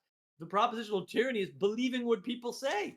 It's like, why would you believe what people say? People say all kinds of things all the time, and usually they don't even know what they're saying because you ask them, "What do you mean by that?" and they don't know. So why are we paying attention to this? And that's Peterson's point. I don't believe what you say. I believe what you act out. Yeah, that's how you determine someone's belief. You don't determine it by them saying I'm a man or I'm a woman. It's like, are you though? Like, are really? Like, I don't say, oh, this person says they're a Christian and therefore they must be. I don't believe that about people. I don't need that. I can just watch them. It takes longer, but I don't mind taking the time to be right. well, if you really believe you're of the other sex, why do you need my validation? Right. Why would you have to say it? Like, yeah, there's a quote in my favorite, the best sci-fi series of all time, like Seven. In I don't remember if it's season 3 or 4, but which episode it is. But he basically says, "Why should I have to tell anybody I care? It should be obvious, right? It should like you shouldn't ever have to tell anybody that you care." I used that last night in my live stream. You don't need to tell people that, right? Caring is an action. They don't need to hear it. They just need to experience it. And then when you experience it, no one needs to say it anymore. Right? And if you do need to say it, something's wrong. Like, Yeah. it's like, hello, I'm caring. Like, why? Like, You're Right. not receiving my care. And it could go either way. It could be that you don't see the caring that they're giving. That's, was it the 5 love languages? I forget however many love languages book, where somebody's doing something for you and you're not recognizing that that's their expression of value. And your expression of value or your understanding of value might be different. Yeah. So sometimes you do have to make it explicit in propositions, but that shouldn't be your But first. that's also problematic, right? Because like, is it really, if like, aren't they doing it for themselves, if receiving Maybe, it, right? Like you get into maybe this not. really strange place. Maybe not. Yeah, there's no answers there. That's for sure. There's also the issue of like us thinking of something like care, right, as an adjective, right, instead of a verb, right? And I just saying the same thing, Mark. I think that you were saying in a different way, but to I want to act nice, right, or I want to act in a caring way, right? There's something that maybe is innately disingenuous, but maybe not, right? But at least there's the potential that there's a disconnection there between I'm trying to appear in a certain way Yeah, versus you have just a lack of faith. doing versus doing the things that I should do if I am in fact caring about this person, right? Yeah. Care can never be an adjective. If you use it as an adjective, you're broken. No, like literally, like that's part of the point of my channel is that sometimes you guys are using things as verbs that can't be, or nouns that can't be, or adjectives that cannot be. You will not communicate any data or information by doing that ever. And the fact that you're doing it means you're virtue signaling. Yeah, I went over So, last so, stream. so for example, the virtues, right? Like the virtues do not make sense in any solid form because they're the thing that the relationship is built upon. They're the other anchor, right, in the ethereal realm that helps the relationship to exist. And the relationship and the manifestation might not be the same thing, but they might be. They're at least really closely related. So if you say that you have a virtue or whatever, like wrong, are you saying like I have my dial-up connection to the internet? Like that's not a thing that you have, right? Like that's a thing that you participate in, right? That you can apply But to you do don't other possess. things. Like it cannot be a thing in and of itself. Like the dial-up thing, like like it has to transfer something. Like it cannot be something in and of itself. Not static. It's not a noun. It's not an object, right? Yeah. Well, not sure how much it relates, but because I swear there was something that I heard, and maybe it was in the book 6 that sounded familiar to this, but or maybe not. But we mistake like the understanding of a thing for the possession of a thing a lot of times too, right? Which, to your point, and when it comes to a virtue, like we can't possess anyway, right? Um, but Yeah, it's just all yeah, bad framing, and then the bad framing allows us to think that we can do things that we can't do. well, and it also allows us to think that we can be virtuous just by sitting around and thinking about shit and Yeah. not actually interacting with the world. That you can you do know, things that you can't do. there's Like just philosophize your way to virtue, which you yeah, cannot. yeah. I mean, just a little sidebar. Do you guys know Single Cell? He was Yeah. on BOM for a while. Yeah, and he's on Jacob's server a lot, and it's a lot of discussion with him this week. Like trying to encourage him to get the hell out of his head and go outside and freaking interact with the world, right? Instead of just sitting around and and He philosophizing needs to about raise Nietzsche goats. and Jung and all the rest of the Yeah, shit because it's he not needs to good. raise goats. They all do. They need Right, to raise right, right. problem solve. There's a warning there. Sorry, it's just very salient for me at the moment. So, yeah. I'm dying to say this line that Mark is gonna love because his head is gonna explode.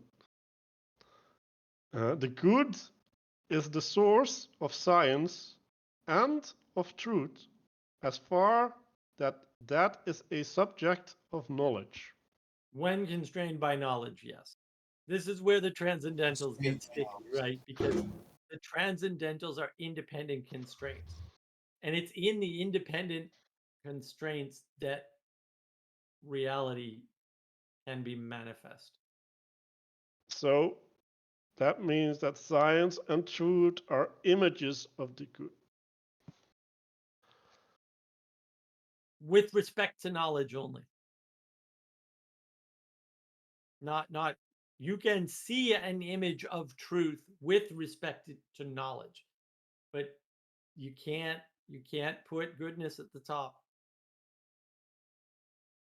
Can't put truth at the top, and you can't put beauty. That's the sin that everyone's doing now, is right. Knowledge is the highest value. You're just picking one value and putting it at the top. You can pick one transcendental and say, oh, what we need in the world.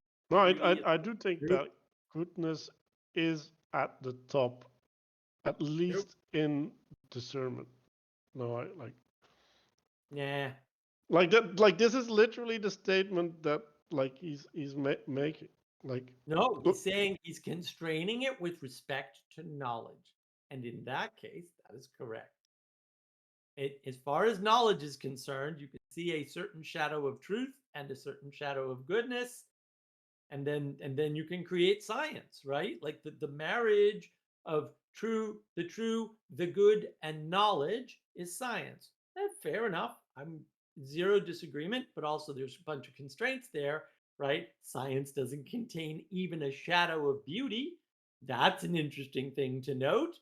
And that's why Jonathan Bijot gets the impression, for example, that what we need is more beauty. And I'm like, well, no, you can't just add beauty to that equation and have it work out well. It's not an equation. So there's still three transcendentals. When you try to reduce it or make them a hierarchy, you're going to have all kinds of problems. Now, if you constrain them within knowledge, sure, absolutely, works fine. the good has a higher place of honor. It surpasses them in beauty and in quality, right? So that's the source argument. The sun. 509b. Where is this? That's 509b. The latter part of 509b, the last paragraph. So well, I think we should just continue because it's adding complexity. So he's now saying the sun is responsible for generation, nourishment, and growth, but isn't them. The good is the author of being and essence. Two powers, the intellectual, not heaven, which is the source, and then the visible, which is images, and those are split up in shadows and reflection. This is where the divided line gets introduced. Right. Yeah. So interestingly, my 509b say anything like what you said. Another translation quirk. But yeah, we're at the cut line. Divided's not in my book.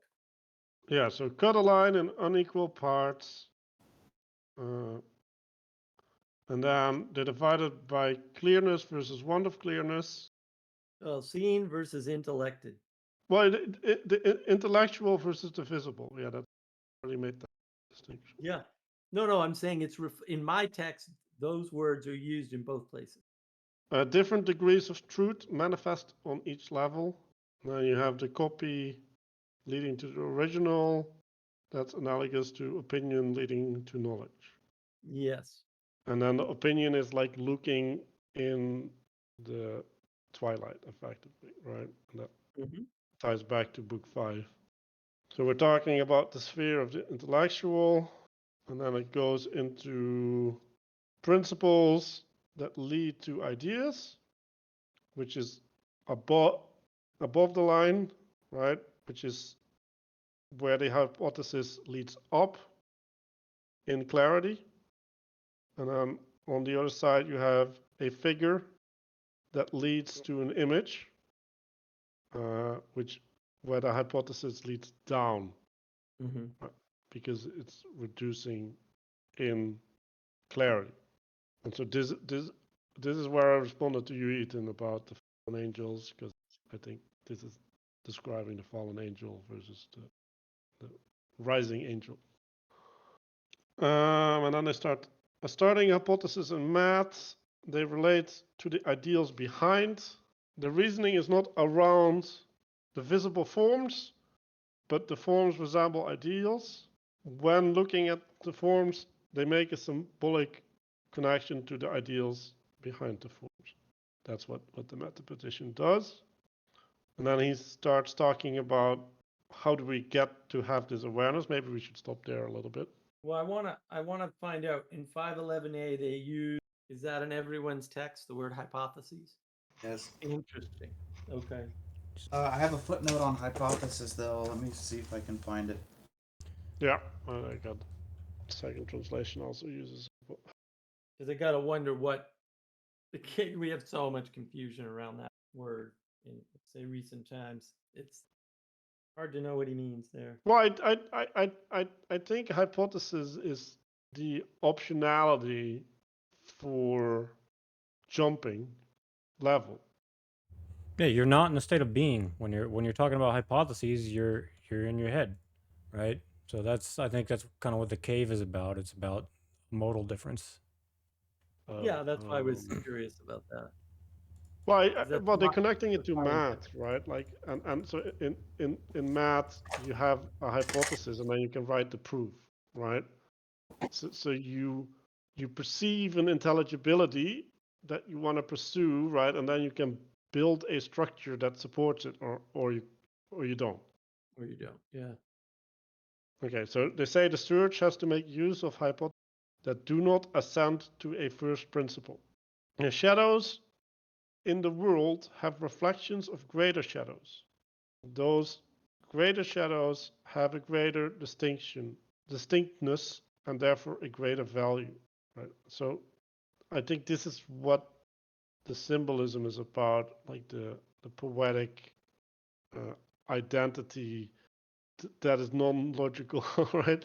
So you have the logical identity, uh, the manyness, right? Because the manyness would identify them in the same thing, but then there's a way in which there's a correspondence between the manys, and that's the greater, well, these greater reflections.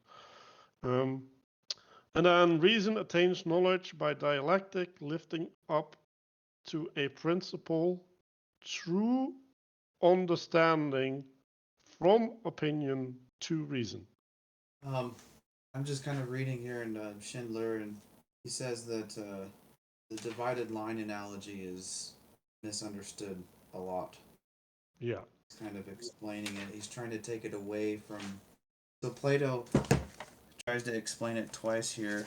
He says, as follows in one subsection: the soul, using as images the things that were imitated before, is forced to investigate from hypotheses, proceeding not to a first principle but to a conclusion in other subsection. However, it makes its way to a first principle that is not a hypothesis, proceeding from a hypothesis but without the images used in the previous subsection, using from themselves and making its investigation through them. And then, of course, Glaucon's like, yeah, I don't understand what you're trying to tell me.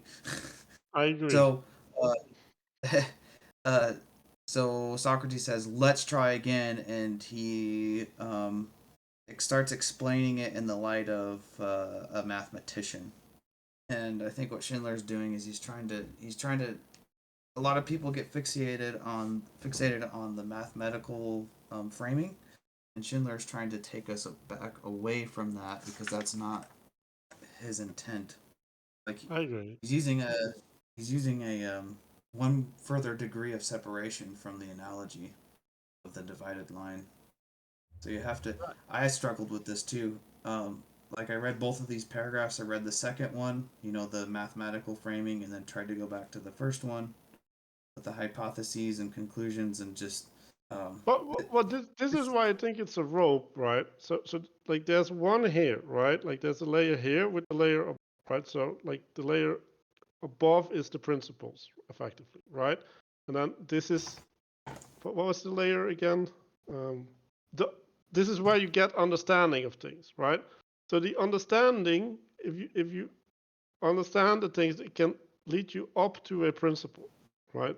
So that there's a loop there, which like all the understanding feeds into principles because that's the sameness within understanding or something, right? And on the other hand, right, like if you have an image of some or like they were using reflection, right? So that's an image, right? It's not a shadow, but the image, like the image can only lead downwards to the shadow, because if you have an hypothesis of the image, you're engaging with the specificity of it, right? That's eyes down versus Right. eyes up. That's right. Right. And for me, the best way to think about this is the following. Take the segments. There's 4 unequal segments, right? There's the smallest and the largest. Put them largest to smallest at the top. Problem solved. And then understand the same thing you would talk about with resolution on your monitor, right? Or resolution of a picture or an image. That's what they're talking about. Each of those levels from the divided line laid out horizontally is a different level of resolution. That's why it's a shadow, because a shadow is a low resolution. Right, but it's also a high information. Like, so that's the problem, right? Like, because in the No, shadow, it's because it's the shadow of the principle, right? In some sense, but it's a shadow because it's in with a lot of other details, right? So it's hidden among the complexity. yeah, I wouldn't call that lots of information. I'd call it lots of noise. That's what I would differentiate it to.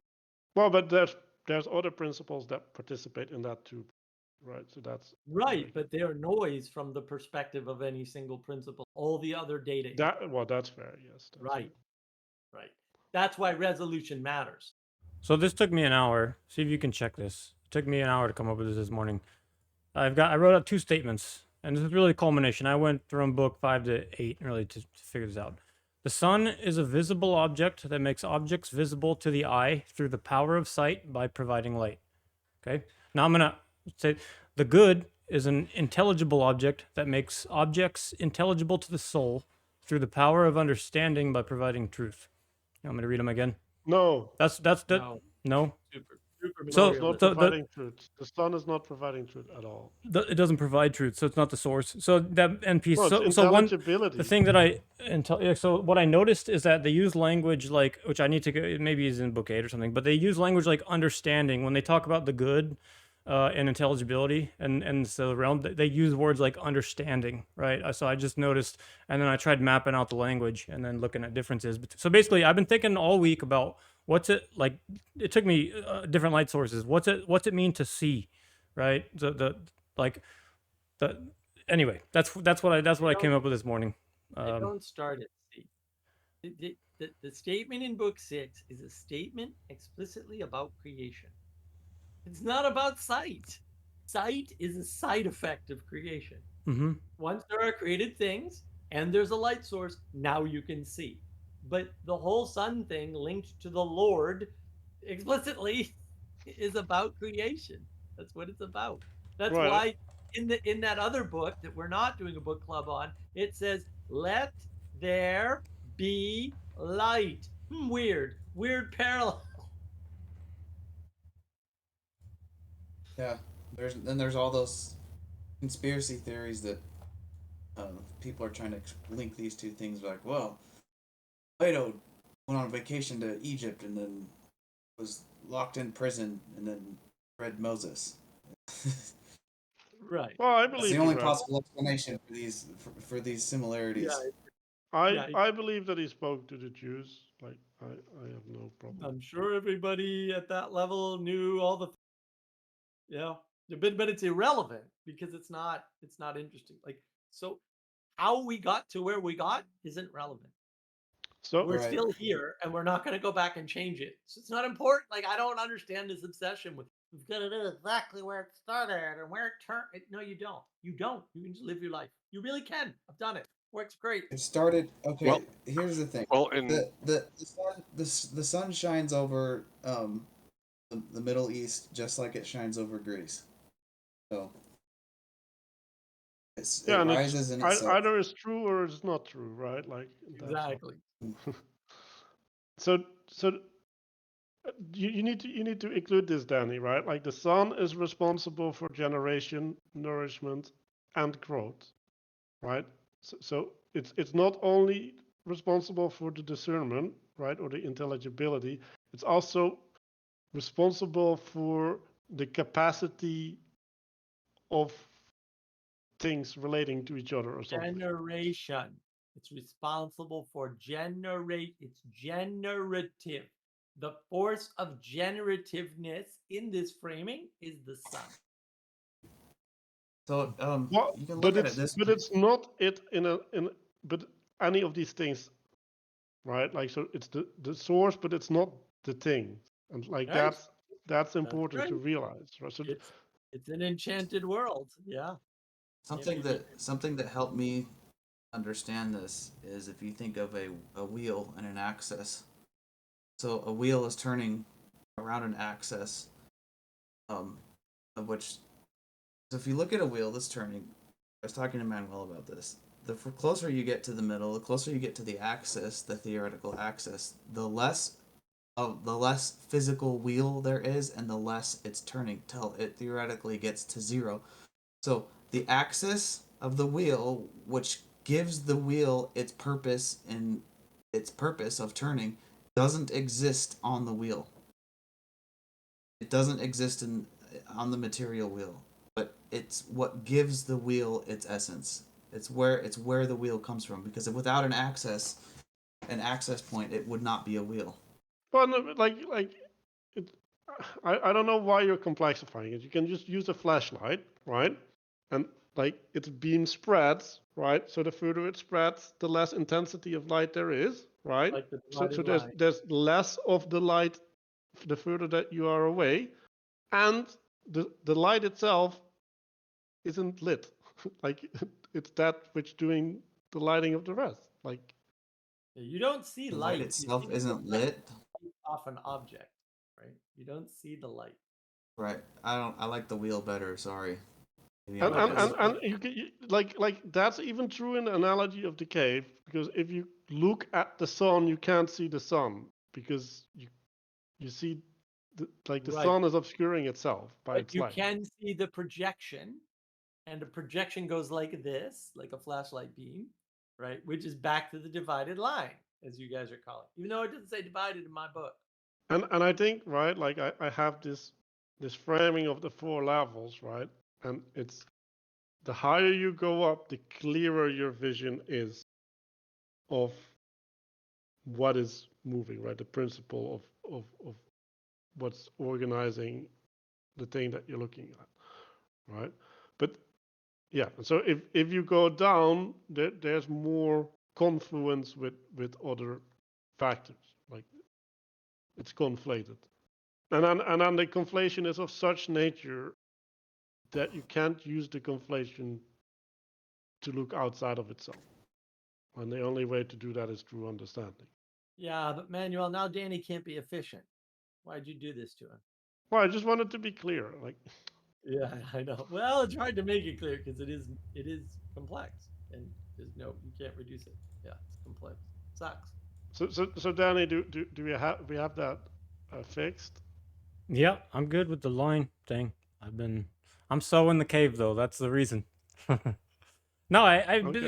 I mean, the divided line image can be very simple, like you said, with a flashlight. Farther you are away from something, lower resolution picture. Doesn't need to be that complicated. You know, you Well, can no, keep it simple. but it is complicated if you want to draw the lines. If you want to actually use it, it becomes complex. That's But I the think that's in the example. use, though. You know, yeah, I think. It is, Yeah, but but like, that's the point. Is that the use is complex. These simple ideas, simple models, but actually putting these models to use creates a complexity, and that's where the magic is. right, and the complexity is so messed up that you effectively can't do it, like, because that's what he's saying. Like you can't really do it, and And yet it happens. yeah, because like what how is the way that you get out into the light? You get dragged out by someone else. Right. Like it's not a thing that you can do upon your own reflection. Interesting note. If we begin with the various forms as our first principle, we do not under. So there's the various forms, right? And then there's two things going on here. Or, I mean, so first off starts off with the theory of forms here on 506b. We see that there are many beautiful things and many good things, and so on for each kind, and in this way we distinguish them in words. And what is it? In the main thing, we speak of beauty itself and good itself, and so in the case of all things that we then set down as many, we turn about and set down in accord with a single form of each, believing that there is but one, and call it the being of each. And we say that many beautiful things and the rest are visible but not intelligible, while the forms are intelligible but not visible. And then there he takes it a degree higher, and says, so there's like the good, and good is like the form. So you have beauty and then beautiful things, and then you have things like beauty and then good, and the good gives its, and beauty proceeds from good. There's those varying levels. It's like sun to sight, sight to object. Right. Yeah, you should start using idea and like I think form is problematic. Well, I know. okay, yeah, Well, because it's that which the mind, the intelligibility that the mind relates to, right? Which is an idea. Like when you use the form, you materialize in, and like that's literally what the materialists do, right? Like they go to the mapping, and they do the emergent from the object, and like Plato is literally saying like that's not a valid move, and they still do it. Right. Well, and because yeah, the object has form. Fair enough, but that's not the yeah. same form that he's talking about with Idos. And I Um, think the idols doesn't have a form, like like literally, like it's non-forming, yeah, it's okay. informing, Um, like this pretty much sums up what he's saying here at the end. If everything exists by virtue of some cause, and the good is the cause of causality, then all things are due to the good. You might be familiar with the other type of language called King of Kings. Oh, yeah, Yes. but no, like this. Okay, this is where Vervaeke got this bullshit from. Okay, like yes, if you're the philosopher king, yes, but we're not the philosopher king. Like it's like yes. what do you Which mean? is not impossible, but also not generative. The point of the philosopher king, I don't know why, I have no idea why people miss this. No idea. I didn't even read the book and got this very clear message. Point of the philosopher king, the flaw of the idea, which is perfect in its form to some extent. We could argue about the gods all day long throughout this book, but as perfect as you can make it still doesn't work because the philosopher king won't be able to pick a successor. It fails. The whole thing fails. It's a lesson in failure. That's how you learn. You learn through failure. You don't learn by having a Mhm. guidebook that gives you success. You might end up implementing 1984 or something if you used it that way. Oh wait, maybe we did. The guidebook to success of life. Oh my. Listen, what I meant by King of Kings, that's biblical language. So it's literally the source of everything. It's what Yeah, cause it, it's the cause but of it causality. but it's not because we sin. Like I don't understand. What do you mean? No, the King of Kings is the light. It's the creator. He doesn't sin. Not that I know of, anyway. I really dislike that framing. It's like, oh, there's this framing in which everything flows from the one source that makes everything happen correctly. It's like, but things aren't happening correctly. So like that's just Right, because the false. divided line says things spread out. There's And that's also what creates contrast the for there's thingness. also the analogy of nighttime, right? And things are more opaque, Okay, but then that visible. means that the source isn't visible. That's fine. But then they're still not happening according to the source. Like, Yeah, I don't disagree. I don't think King of Yeah. Kings says That is one thing that is somewhat, I'm not going to say wholly absent here in Plato, or at least the Republic anyhow, but is uh, it seems largely absent is the concept of a fallen world. He what? doesn't really talk about. No. he starts with that. Yeah, he's like it's all about the fallen world. I don't It, understand how he you're starts missing that.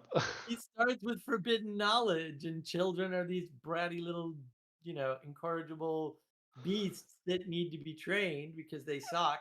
Yeah. and Like, and and like we're never gonna make the philosopher king because it's so unlikely that we need 5 miracles to happen at the same time. Like Well, Okay, all well, right. no, Well, it's worse. It's like specifically if in the this 5 part, miracles okay. happen, it doesn't perpetuate. In other words, the philosopher king, even if it emerges somehow and is forced into emergence, is not generative. It doesn't last. You get one.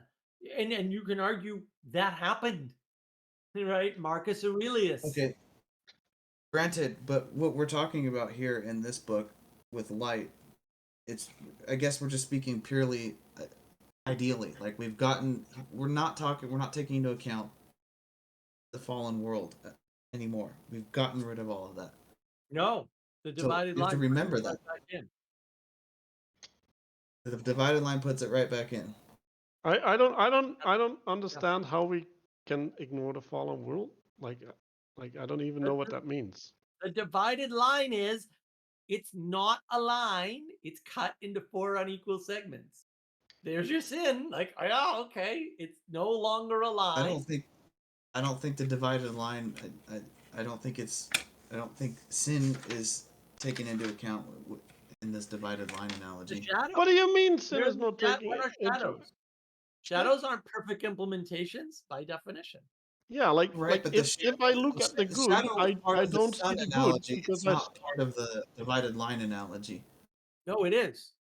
yes, It it's absolutely is. like it's the bottom line is shadows, the second line is images, and the third line is ideas, and then the fourth line is the good, or Yeah, whatever that's there. I don't know what's there, but the light, the good light, the light good, whatever, creation, the Lord. It's all of that. So but I anyway, like even if we have this model, right, and like we can look at the good, like we can't know the good, like Socrates said. So like that's already not an option again. So it's like I don't understand how sin isn't there. Like he literally states that it's impossible, even for the philosopher king. So And the this wisest morning, for what it's worth, I was thinking through this stuff. Maybe it'd be useful if I wrote out. I was thinking about the cave. I've been all over the place. I've wrote out like a million unit test type of things is how I think. But let me just read out some of these. I was just wrote some of these out because I was thinking about them. But I'm sorry if you go. So imagination to belief to thought to understanding. I was just looking at different Greek words, and writing it out a couple different ways. Imaginary to physical senses to world of ideas back to helping. That's more of a cave one flow. Imaginary to common sense belief to thinking to dialectic. I have intelligence / knowledge question mark there. That was so okay. The way I start this is the wrong interpretation of the cave is probably just that the guardians have to master dialectic in order to come in and out. So I wrote that out, and I think, why is that wrong? Right. So that's kind of how I start. Like this is, I think, how people. This is Why how are people. you fixated on this in and out? Like Or you're not in and making it a out, but sexual metaphor, and no, it's not a I sexual metaphor. resist. No, I'm saying it's enlightenment. He says it's the first sentence of book 6. Literally, people miss this. Look, and now I said, let me show in a figure how far our nature is enlightened or unenlightened. So anyway, I've been Right, thinking. which yeah, that's in relation to the sun, right? Not to the cave, but not the cave.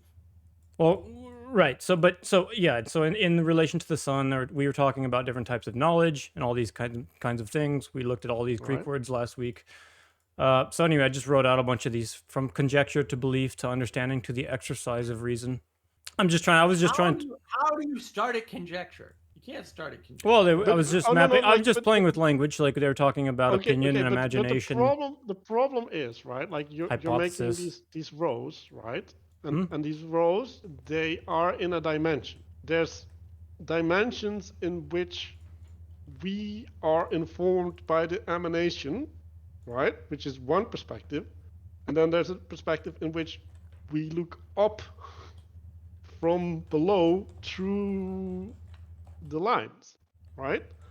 And when you start talking about okay, like what is the process by which we climb that ladder effectively, we're doing something different, right? Like that's not the same.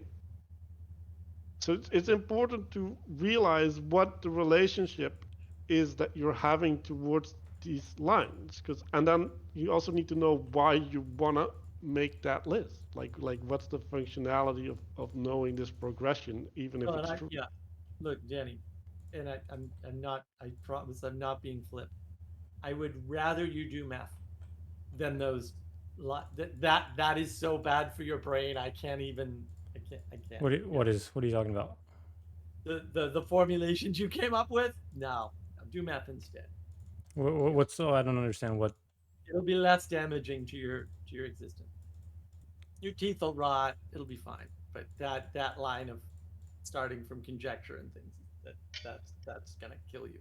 That's gonna kill you mentally and destroy you.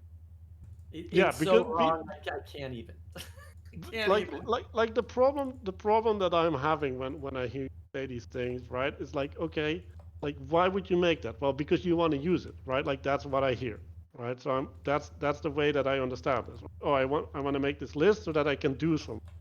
And it's like, yeah, you shouldn't do that. And like I'm gonna have to agree with Mark. Like if you like it's an emanation, okay? Like you need to relate to it from the emanation's perspective. If you try to relate to it from the emergence perspective, well, okay, that's the thing, right? Like that's what Plato says. You can't see it from the shadows, right? Like so, if whenever you do an emergent perspective, you're never gonna see it. Like that's what he says. Okay, now I translated it into something intelligent. Yeah, and you're never going to see what the emergence actually does. You may see one part of it, but you're not going to see all the other parts, right? So, you know, people are surprised that, you know, reducing marriage to a contract results in the gender binary problem. And, you know, you can object. You're wrong. It did. It happened. We know why it happened. You can trace the whole history of it. When you reduce marriage to a contract, right, and you try to universalize that contract, which is why you would reduce it to a contract, suddenly you get this gender binary where there's 256,000 genders all of a sudden. Those things are related. They're 100% related. They are, we're going to emerge equality through law, through contract law, and instantiate it in the political system, in the government, right? And then that's going to try to leak into economics. And now Bud Light lost $4 billion or whatever the hell it is, right? Like these things are inevitable. You took a step down a bad path. Don't do that, right? That's why those constraints are there. Like people aren't telling you not to go there because they're hiding the forbidden Gnostic knowledge that's going to free you from the bad God. People are saying don't do that because you'll destroy the world. And actually, they're right. 2,000 years of making that mistake and seeing people make that mistake and encoding it into various traditions and texts. Ethan. Yeah, See, Ethan. We are over. We should. We should wrap up. But I wanna finish up with like, do you see the objection for the list? What? No. What do you? I don't know. The objection for the list is what's that the it's list? gonna. What is the list? What are you talking about? The list that you're creating. What? I have like dozens of. I have so many notes. I don't understand what you're talking about. Like I'm objecting to all of them. What do you mean? I'm just looking for patterns. That's all in the language that you gave, where you said. Oh, you said one of them was wrong. Yeah. That's fine. I've all got. Of them. If I'm gonna. Well, okay. If you want to go through a whole bunch of things that are wrong, we could keep going. I've got 20 of these things. No, I'm not trying to make a case for anything. No, this is how you think. I'm making a principled argument that the way that you're approaching, trying to understand it, is a bad way to approach it, and therefore the lists are bad. Yes, correct. And I'm making an argument based upon what Plato said in the chapter, right? That if you're looking at the shadow, which is what I accused you of doing when making the list, you're looking at the shadow, right? Or an image, right? You cannot use that hypothesis to go to the principle. Like that's not an option. Yep. Yeah, I agree with you. Okay, so yeah, I learned that from making my list. I'm saying that you're like you're wrong because what you do can't work. That's what I'm saying. According to Plato. Work for what? I don't know. There's no. I don't know. Anything at all ever. It cannot function in the world. Like it's not the way people think. Will not lead you to any intelligibility. Will not lead you to belief. It will not lead you to understanding. It will not help you, but it will destroy you for sure. For sure. Guaranteed. That's why I said do meth instead. Because you're clearly getting something from it, but Plato says you're not going to get anything. In this chapter, which is just ironic at this point. So okay, so the way to do it, right, is, and I think this is what he was talking about with the mathematicians, right? So the mathematicians believe in a principle, right? And then they assume the principle. And then from the principle flows intelligibility, right? Which they can see through the forms that they put on paper, right? And that provides a coherence, right? Or a proof, which proves that the intelligibility has a coherence. And that feeds back into the principle, right? Because now the principle has validity. And this is literally when I make my example. Ooh, I feel like I'm building a castle on clouds, and like I don't know how to judge the castle, but I feel that it has structural integrity, and that's the justification for my castle. Like that's literally the same thing, but it's a castle on clouds. Like you're gonna have to build on the clouds, because if you don't build on the clouds, you'll never get above the ground. And that's why he's making a line, and like he even said, right, like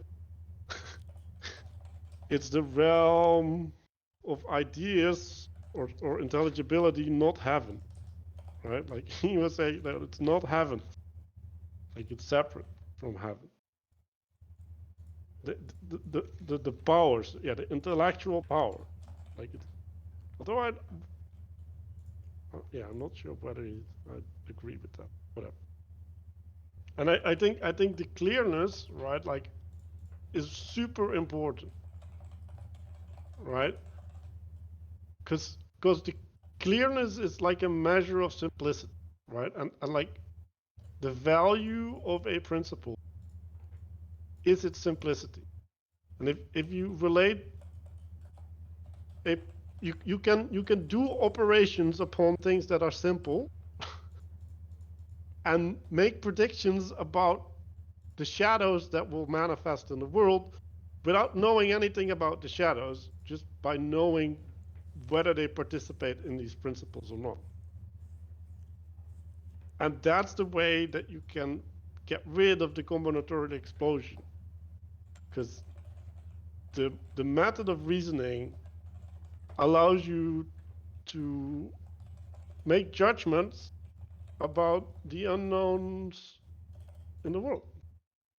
So I don't think there's any disagreement or confusion at the high level, and I'm not really concerned with the mechanics to zoom into it too much more. Personally, I mean, so I mean, I don't know if, I mean, I was exploring then I and natures Mark and. have misunderstood you. What do you mean? What are you talking about? What, like if you say I've been trying to make this list for a week? Yeah, I last week I said I wasn't interested in mechanics of. I'm describing what the text is saying and just writing out the Greek words. Some of them are prescriptions, some of them are procedures, but most of them are just descriptions of what the text is trying to say. We brought up first principles last week, and we made arguments with like about natures and things. Where are you seeing that in the text? What? It's not there. What? Where's Your what in the little text? word sequences aren't in the text, dude. 511 A, first principle. It's in there 1, 2, 3, 4, 5 times. Well, we brought this up last week. I joked at the beginning. Well, I didn't say this out loud. Last week when we started, I said we should call this beyond hypothesis, as in beyond good and evil. So basically, how do you break out of this hypothesis trap that we're stuck in, or propositional tyranny, right? I mean, we were there last week, and I wasn't no, really. but he said you had hypotheses that can lift you up and tear you down. Like, so he didn't convict the idea of hypothesis. He said that there's a way to implement hypothesis Well, sure, on yeah, a level. right. And I made the observation that as he was talking about individual hypotheses, and then he goes and talks about sets of hypotheses. He gets into that at 511 and how the rhetorical. That has nothing to do with propositional tyranny. Like, I don't know how you connected those. Well, yeah, he's just advancing. He's just developing the argument that he's making. That's all, and he's just advancing it to another what level. What argument do you think he's making, and why did you link it to propositional tyranny? He's demonstrating the limitations of dialectic. The whole book is. He's not doing that here. He's using dialectic throughout the whole book, at least to date. He's never breaking out of the dialectic. He's getting at the difference between the mind's eye, which is used to provide to get at understanding, versus just sight, which is what is used to get at just a hypothesis. That's No, what he's doing. No. What? no. Sight No. is an analogy and has nothing to do with the rest. It's a flat out poetic relationship. It's an artistic form. It's not. It's Like not the a shadows are not materialistic in the idea. realm of sight; they're in the realm of mind. The only propositional tyranny in this book is called sophistry. It's the sophists who are tyrannized by propositions, who are trapped by them because they can't do first principles, because they aren't outside of the material. They're all materialists.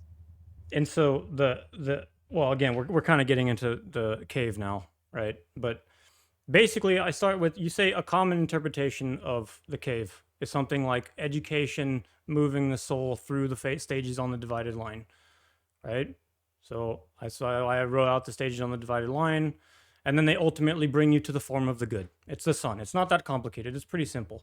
At a high level, that is. I'm not really concerned with getting into the details, but I did explore them quite a bit. Actually, I What? read up today up until, well, some educators say that they can do that, and I'm pretty sure that they're gonna shoot it down real hard. Like that's 'cause not it's a thing wrong. that you can do. Well, yeah, Right. So it's completely then, wrong. okay, but I that is said- not a valid interpretation. I said the common popular interpretation of the cave is that it's on enlightenment, education, and so how do you apply that? I'm thinking to myself, okay, how do you apply that? What do I do? Just need to be more curious, need to be more ambitious? Is that the lesson of the allegory of the cave? Because I don't think No, that's you what he don't was getting apply at, right? You do not apply the allegory of the cave. All right, you don't apply it. Okay, sure. Not apply Right. the allegory of the cave. Okay, That's right. not what it's for. Right, but that's the message. What if you listen to the allegory of the cave or the divided line, because they're pretty similar, and you walk away with, okay, well, here I need, not similar, but they're in an evolution of a line of thought. And if you walk away, go ahead. Let me just They're not. say a They're couple things, right? Pain and distress, pain and irritation, dazzled, blind to reality. Those are all allegory of the cave thing. If Right, you want, but if you want to also, have a lesson It's about the it's- allegory, that's the lesson that you need to take. but it's really important to realize something about the format and function of the book. It is not a linear line of thought at all. It is the refutation that even works, because they build up an image and then they blow it up. It starts in book one.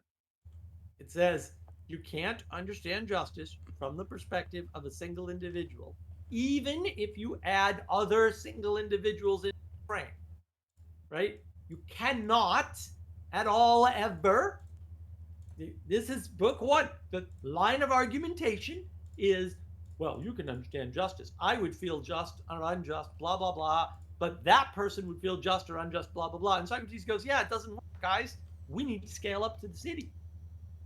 And so he gives the city, and then that doesn't work. Okay, fair enough. We need to add more stuff to the city. So they burn it to the ground, and then they start over with the city. And that's what they're doing. They're burning everything to the ground and starting over. This is not a linear progression. It builds on top of it, which is not to say there aren't elements that are building. There are elements that are building. The nature of the book is not building a linear projection across a set of arguments. That's not happening. And if that's what you're seeing, then that's a deep confusion. Well, it's not a linear relationship, but I mean, obviously, it's very It's not obvious any that the kind of sun and the relationship. line and the cave are all related to one another. And there's a relationship between those three things. So clearly, it's not linear. No, No, no, no, no, no, no, no. Hold on. No. There's not a relationship. Like they're things that point up to the same thing. Yeah, That they're doesn't related mean that in they're that they related. both point Same up. thing, but they're not related.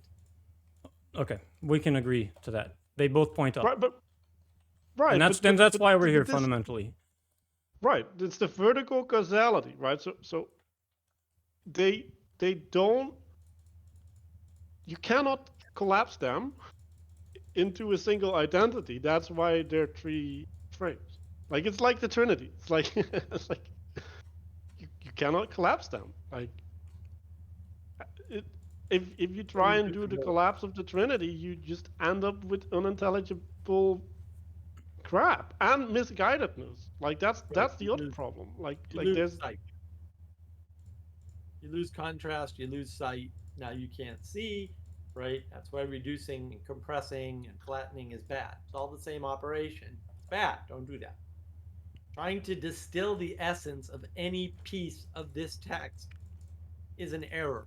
It's an error of the first order. It is the worst kind of mistake you could possibly make. It nothing in this can be reduced past the point of its existence.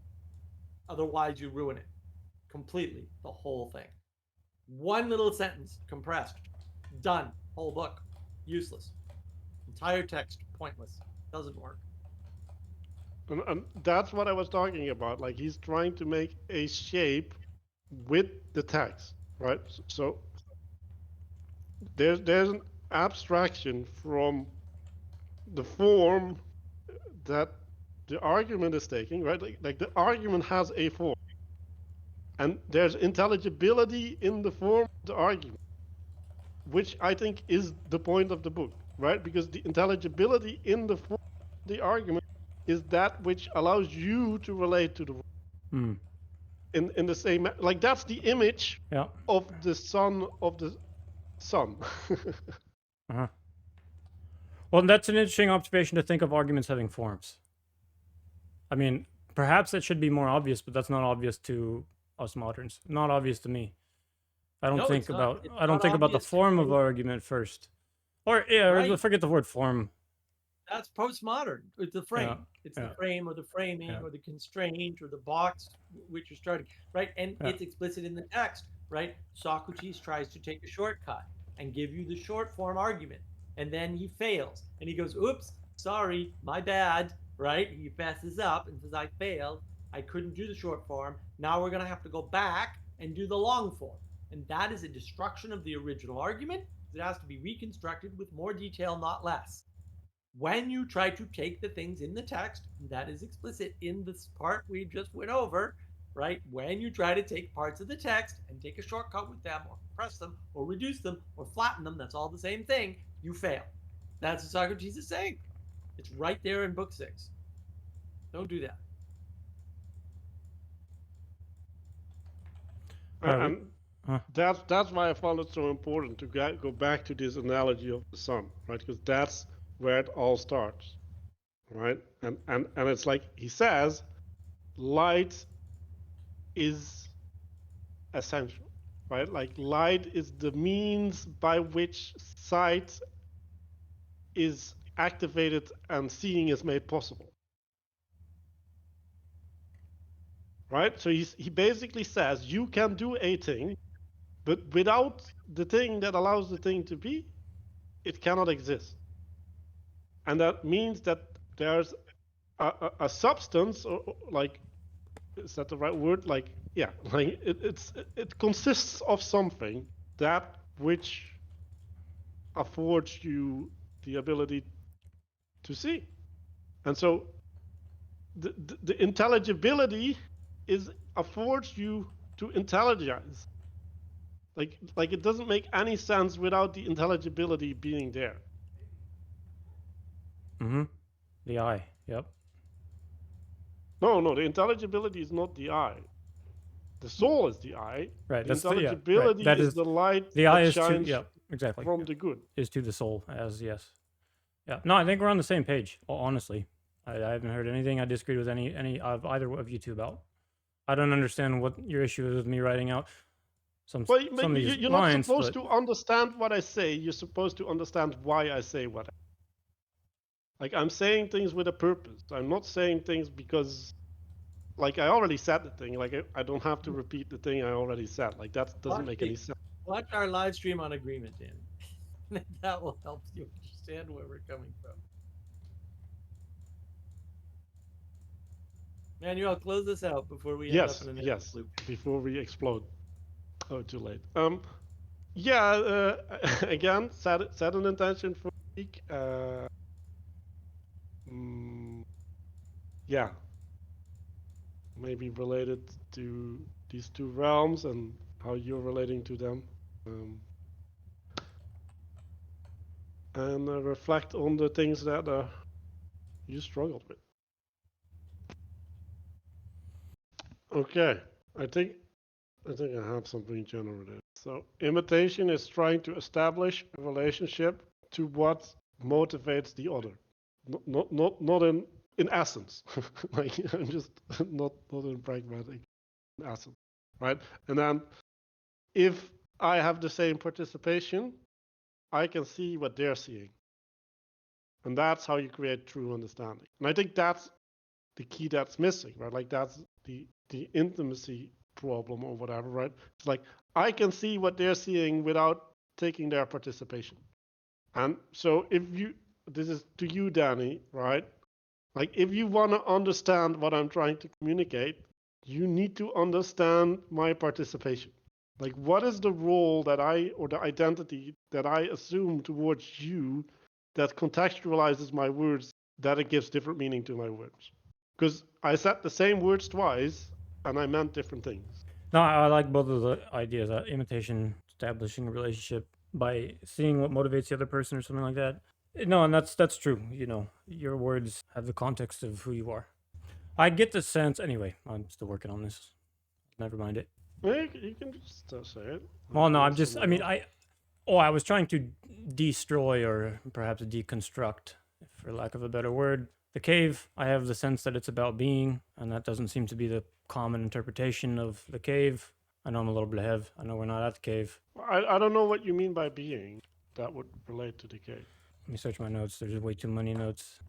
Like, okay, so have you paid attention to the way that I summarize the book, the style that I'm using, and the decisions that I make within my summary?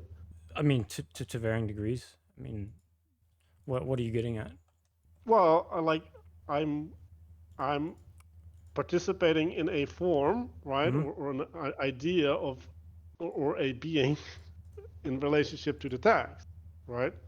So you can say, well, that's maybe a good way to relate to the text or not, right? But if you want to get my understanding, right, you're gonna have to participate in that being, or you're gonna have to say, well, my being is bigger, that so that I can subsume your being in my being. But like that's probably not gonna happen, because this is the argument that I have with Dad, right? Like I'm saying, like, oh, I'm struggling with this, right? And then he goes to translate that in his experience, and I'm like, yeah, but like, your limited relationship to this is not even close to the complexity that I'm experiencing. So like, whatever analogy that you're gonna draw up within your own experience is gonna fall short, and it's gonna be an insult, like literally, because instead of trusting me on the, what I say and that it's true, like for example, that the way that I am impacted by this is this, right? You can just adopt that as a statement of fact, or you can try and understand me and fail and misframe my experience, because that's the only consequence, right? Like you can only frame my experience correctly if you're bigger than me, right? And like that's possible if you're relating to a 4-year-old, but like with me, that's no longer possible. Well, I don't really have anything generative. I don't think right now, but I liked what you had, Manuel. And thanks for leading today, by the way. Thanks for prepping all those notes. Yeah, I This is a lot really of good like stuff. this book 6 stuff. I don't know, Bazzani, Mark, Ethan, you guys got any reflections? I do not. I just hope people take away from the complexity and the idea that it's getting harder, not easier. That is deliberate and explicit. Yeah, just it's good to be able to get to listen in. Sorry, had some stuff going on, so I wasn't completely engaged the whole time, but it was definitely good to be here. So thanks. I'm glad you're here. Thanks for being here. Ethan? I think Ethan's out, so. Well, shall we close it out? Yes. All right. All right, we'll see you guys.